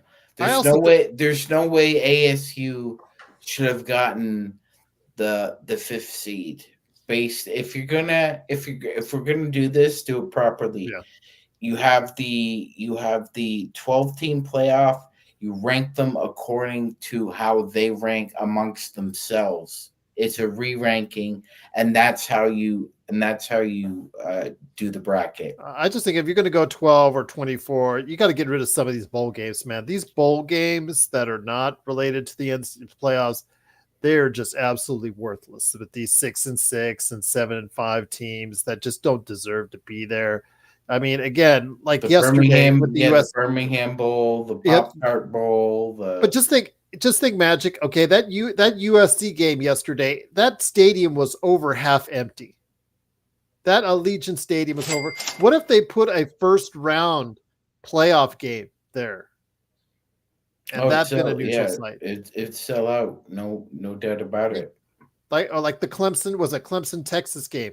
What if they put that there?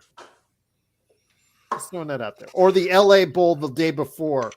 That was also just a joke as well. I mean, with UNLV, love UNLV, God bless them. But yeah, I mean, come on.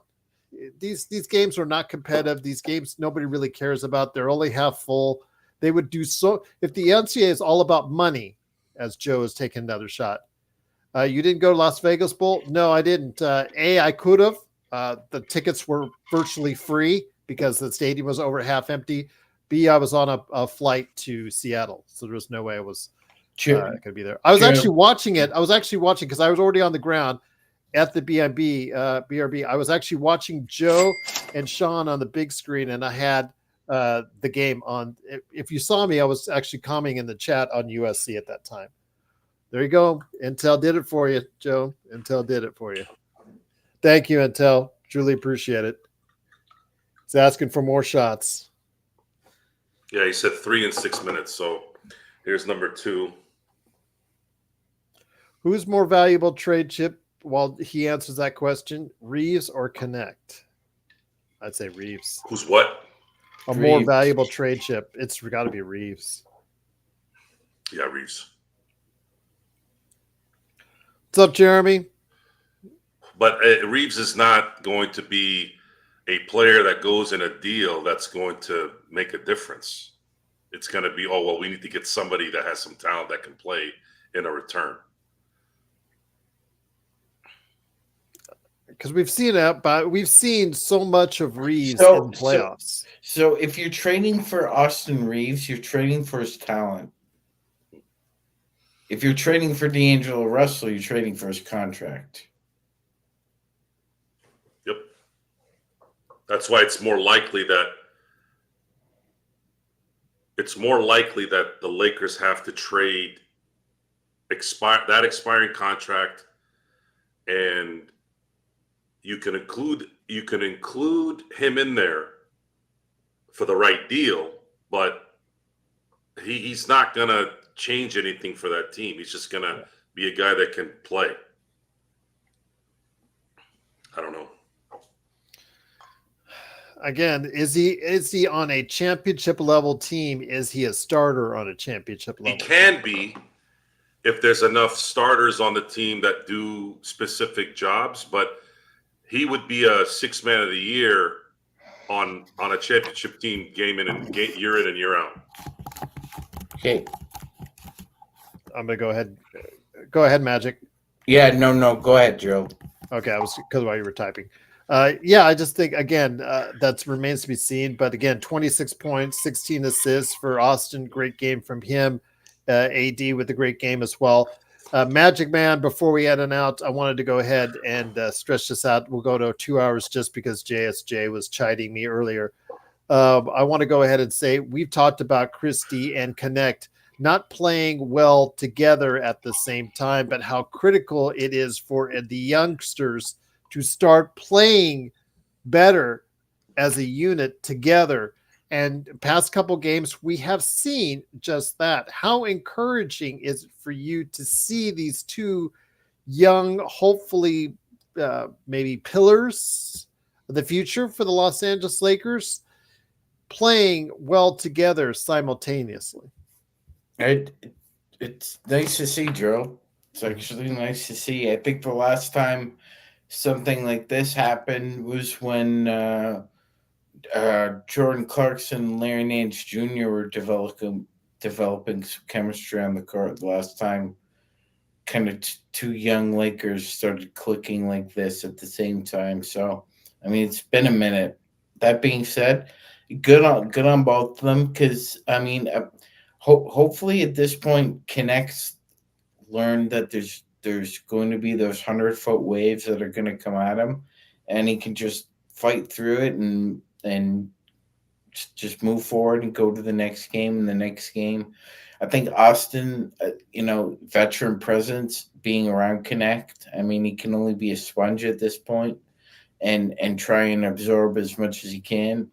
And, playing well on the court together would be another step forward consistently. We'll see if that'll take place. I mean, my goodness, if you could get Max Christie, Austin Reeves, and Connect playing well together consistently, and yet in AD and LeBron, now you've got something there. Joe, I'm gonna leave this one to you. Darren says Austin, where was he? What's that? He says he shoots too much, gets caught in the air a little bit. But Darren's full point on Austin Reeves is Austin is really good if he stays in his lane. He said he shoots a little too much and has a propensity to pass when in the air, causing turnovers. He did have 5 turnovers tonight, but again, that was a 3-to-1 ratio assist to turnovers. If he's doing that, I don't know how much you can argue with what he did tonight, Joe.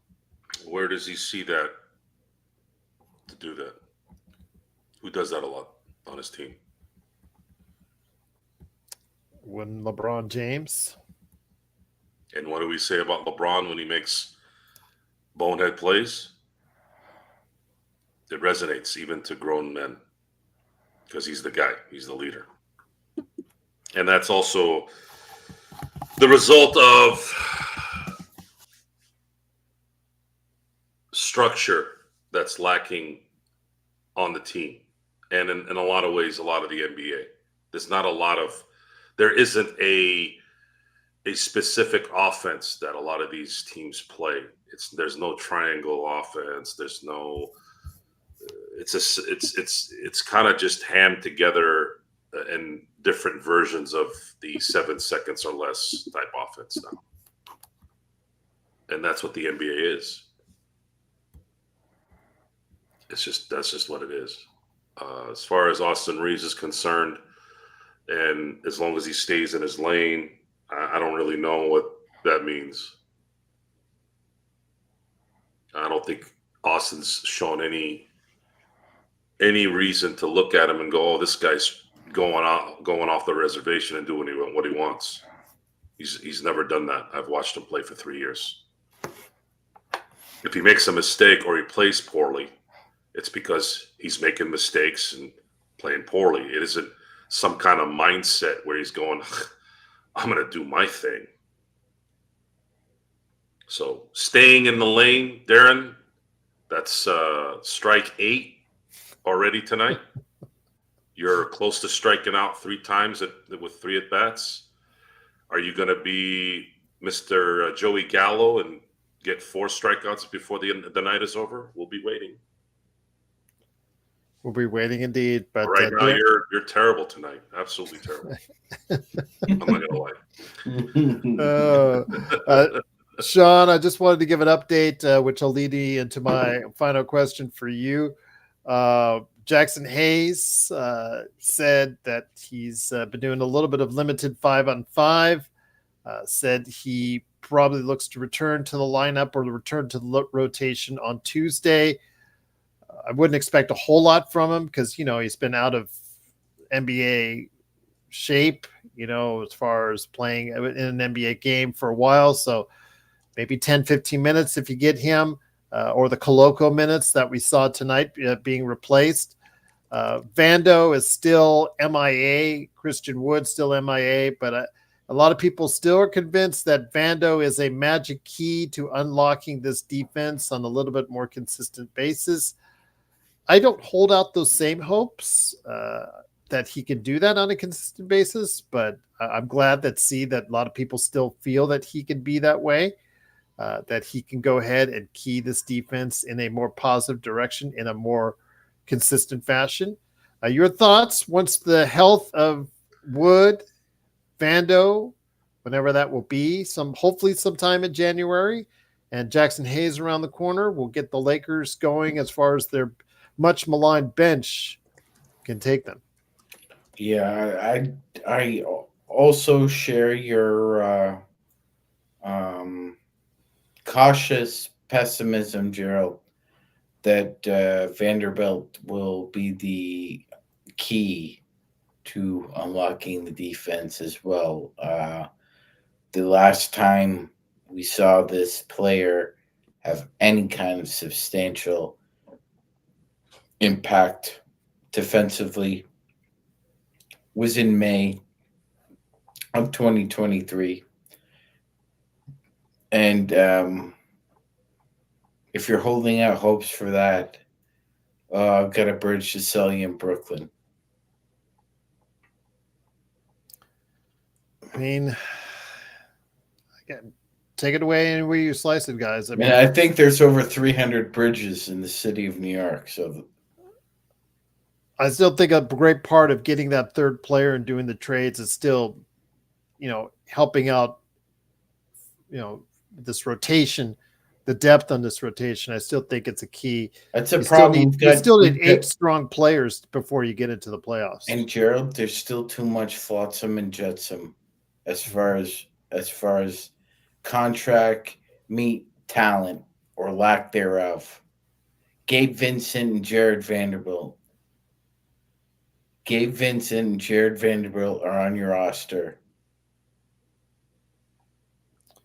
I wake up. I was just going to say, speaking of Gabe Vincent, he'll have further evaluation on his oblique injury to determine how much time he will miss, if any, after sitting out the second half versus Sacramento. How much time he will miss? If any. No. That's what he said. If any. You hear that, Joe? That's good. That's good.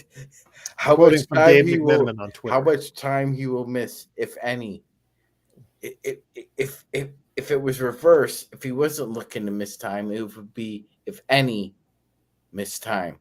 Coincidence that the Lakers had their best quarter without Gabe Vincent in there? Not a coincidence. Thought I'd ask. Intel Wild, there's no way anybody's going to pick up Vando with his injury history and the fact that you owe 3 more years on him. Even if it is at $10 or $11 million a year, that's still, especially if you're in the tax bracket, that's still a lot of money you have to pay for someone who hasn't been consistently on the floor. But Joe, do you have any thoughts on that as far as Gabe is concerned, or anything that we talked about, or the injuries? Some guys getting better, but some guys maybe going out. There's always a few guys on the team, no matter what, that underperform, and he's just one of those guys. I'm not going to dwell on Gabe Vincent or Vando. We've discussed that enough, and I look at Vando as he's not on the team. I don't even think about him. And Gabe Vincent, a 10, 11 player on a roster that if he can throw a couple things in the basket, cool. If not, so what? This team's rotation is going to be 6 or 7 in the playoffs, like most of these teams anyways. And right now, these guys are playing well. And if they can somehow find one close to an elite score at the deadline, they'll have a much better shot at possibly making a run if things fall kind of their way. That's where we're at. I think Manuel says he sounds like Worthy. I don't know who he is. Was it Joe or was it me? Was it Sean? I don't know who he is, but Manuel just popped in with a chat. Good to have you here, Manuel. But he said he sounds like Worthy. Who? I don't know. It came around when you were talking, but I don't know if it was directed at you or not.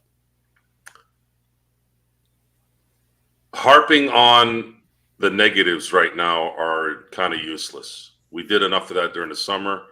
We did enough of that in spurts during the beginning of the year. Right now, we have to talk about what needs to get done. They're in a position that isn't bad. No, it's not bad. It's not terrible. It's not bad. It's not as astronomically better than it was last year, but hey, we could be the Philadelphia 76ers right now. But and a lot of it is the fact that the league has come back down to a much more even league from last year even. And last year was kind of even too. It became even more even. And that's it. That's it. Yeah, that's what I thought, but I'm not 100% sure, but I think it was directed at Joe, sounding like James Worthy. I don't listen to James Worthy because we're doing our show the same time he is on his show, so I don't get a chance to listen to him too much anymore. Obviously, as he would do his clap. How do I sound like James Worthy? Again, I don't know. I know what he means. I know. I only listen to a small amount of his analysis. James Worthy comes out. Your deep baritone voice. Maybe. Oh, okay. Literal. Maybe if that's sound. the case. Okay. There you go. That makes sense. Yeah. James Worthy comes out maybe a handful of times because I do watch the post game sometimes late at night after we get off the show, the reruns. He'll say the company line, and then once in a while he'll throw out some like, "Hey, you all suck." Good shot, Bob. You can always count on. Count on Rob. Robert Ory for the truth. Robert Ory always tells the truth, even when he lies. Always. And I wish he'd do it more on the show, actually. But if only there was a brick. If only it was a deep voice. Okay, thank you, Manuel. Thank you for clearing that up. If only there was a brick in that towel we threw at Danny Ainge, our lives would be. Honestly, though, Sean, I remember that day. And the thing that was funny about that is Ainge had that bitch look on his face that I always used to talk about, like the kind of like, when somebody's breathing and talking in a picture like this. So, and he did it like right at that moment. I'm like, dude, I know. And notice that no one really complained at that time. Like no one, usually these goody two shoes, like Joe Buck, when Randy Moss pulled his imaginary pants down. What a disgusting act. Which, by the way, I'm not dissing on Joe Buck there. That was actually great. I was laughing, and Joe helped it make it funnier because he's like, Randy Moss scores a touchdown. That's disgusting. It was perfect. Like he went into his call and then Randy does his thing and he's just like, that is disgusting. Well, Robert Ory threw a towel in Danny Ainge's face and no one, not a reporter, not a Sports Center anchor, not some executive somewhere, at least from what I remember, said, oh my God, what a disrespectful player. Damn it, these players are all prima donnas and they're all about themselves. It was just quiet. It was just like. I like what Curtis Fair said, I think there was a line of people that saw it and said, I've been wanting to do that. Thank you, Robert. But Worthy with the hot mic talking about Bronny. I saw that on Twitter. That was classic. Yeah, that was classic. So need I digress in that. But yes, Kurt, Intel, Manuel, thank you. Even to cap off the day, a guy that you were going back and forth with, Joe, on YouTube, Infinity Love said, I always watch you guys. I really love the show with all the different personalities. I just have a different point of view as it pertains to comparisons of the 90s and today's players, but you guys rock. And on that note, there was a discussion about the comparison of eras, which is always an interesting topic. No, I heard it. I was watching. Yeah, and to make it understandable, and this is something that's materialized in the last few years, because before LeBron there was Kobe, and is he better than Jordan? That was what the ascent was with that. There wasn't anything before then, really. You had Magic and Jordan for a short period, but Jordan kind of had that anyways, especially after he three-peated, because he was just athletically and just a better player than Magic, right?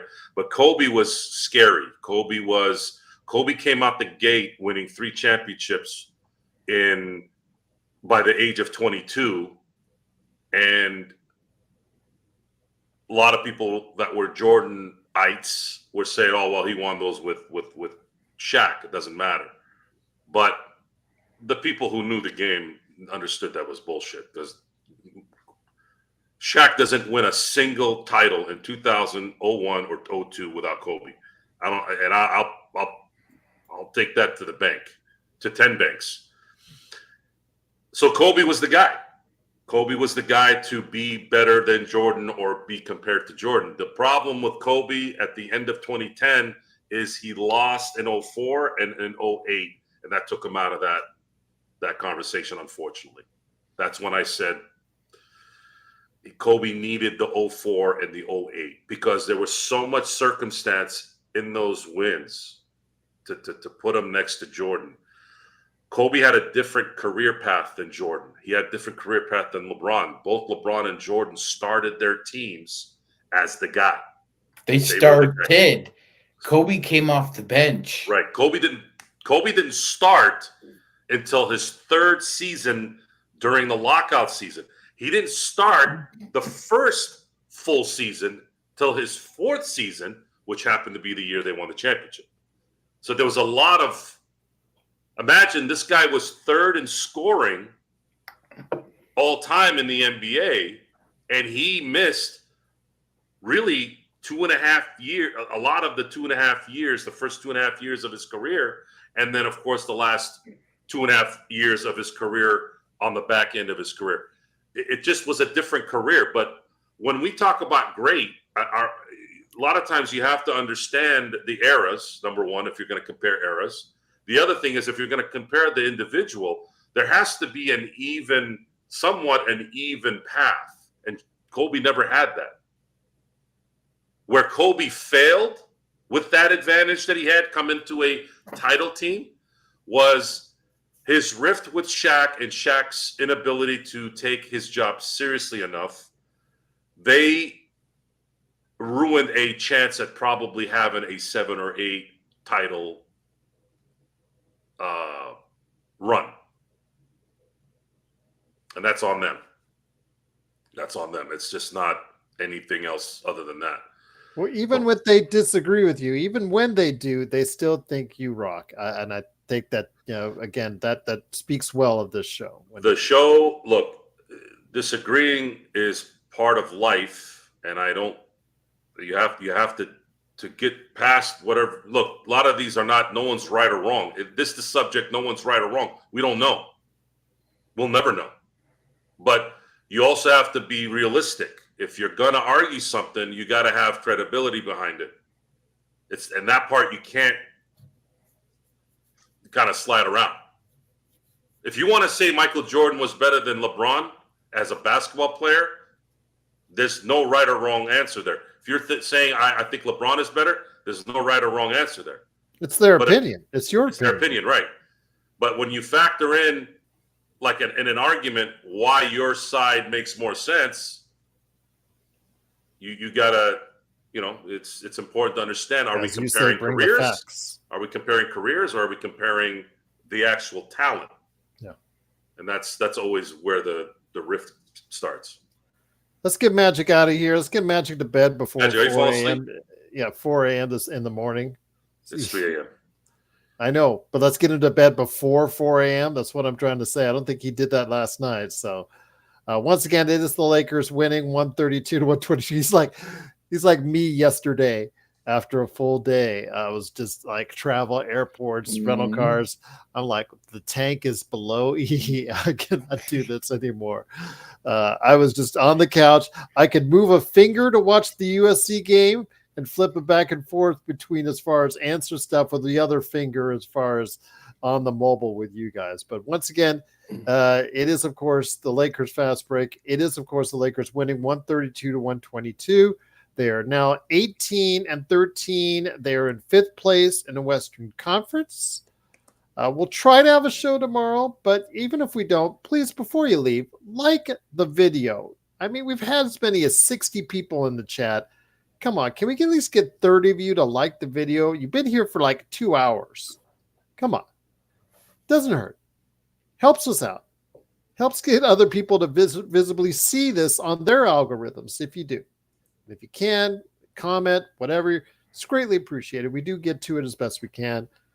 Like and subscribe. We're at 1,970 subscribers. 30 more to go. I don't know if we'll do that in the next 3 days, but we'll try. Again, we may have a show tomorrow, but if not, go ahead and watch the Lakerholics. They were on earlier today. I know their show was a little bit light on the viewership, so please support them. I know Xbox enjoyed it, and I know you will too. It is, of course, the Lakers Fast Break. We'll be back with more great stuff, if not tomorrow, definitely on Monday, to preview the Lakers in Cleveland. So for Sean Grice, the Magic Man, the madman from Toronto, the guy who is just on E, gliding through on fumes, Joe Sorrell, the guys who just had quite a few shots in a row. Shout out to Intel on that. Shout out to everyone who left the super chat. And for me, the Podfather, once again, truly appreciate you joining us. We'll be back. Oh, here comes a smart-ass comment from Joe. Go ahead. Joe, Hot Air Sorrow, signing off. Okay. I thought for a while, he's actually, I was nice, but I was respectful to Darren, and he just waited for his chance to go ahead and burn him one later on. Darren's been getting kind of lippy a little lately, so yeah, Darren's all right. Darren's all right. I love Darren. He supports the show and supports the channel. I give him a lot of credit on that. So there you go. 100%. But he does get a little ornery. Yes, he does. Yes. Mm-hmm. But so does Laker Tom, and see where that goes. But hopefully, as long as he's not advocating like Laker Tom, Miles Turner once again. Why allocate his ornery, Joe? Kurt, great to have you here. Everybody, Xbox, modding the chat. Just truly great to have you here. Jeremy. Action is the juice. Feel better, my friend. You said you went to the ER. Man, I hope you feel better. I hope everything goes well. Oh, shoot. Yeah, he said he was at the ER. That's why he couldn't make the game. It's like, okay, all right. Hopefully everything's well. Yeah, same here. But for all of us, to all of you, we will see you. If not tomorrow, we'll see you on Monday. We'll be back previewing the Lakers and the Cleveland Cavaliers, the matchup you'll be waiting for on Tuesday. We'll bring it to you as far as a preview, at least Monday, if not tomorrow, right here on the Lakers Fast Break Podcast.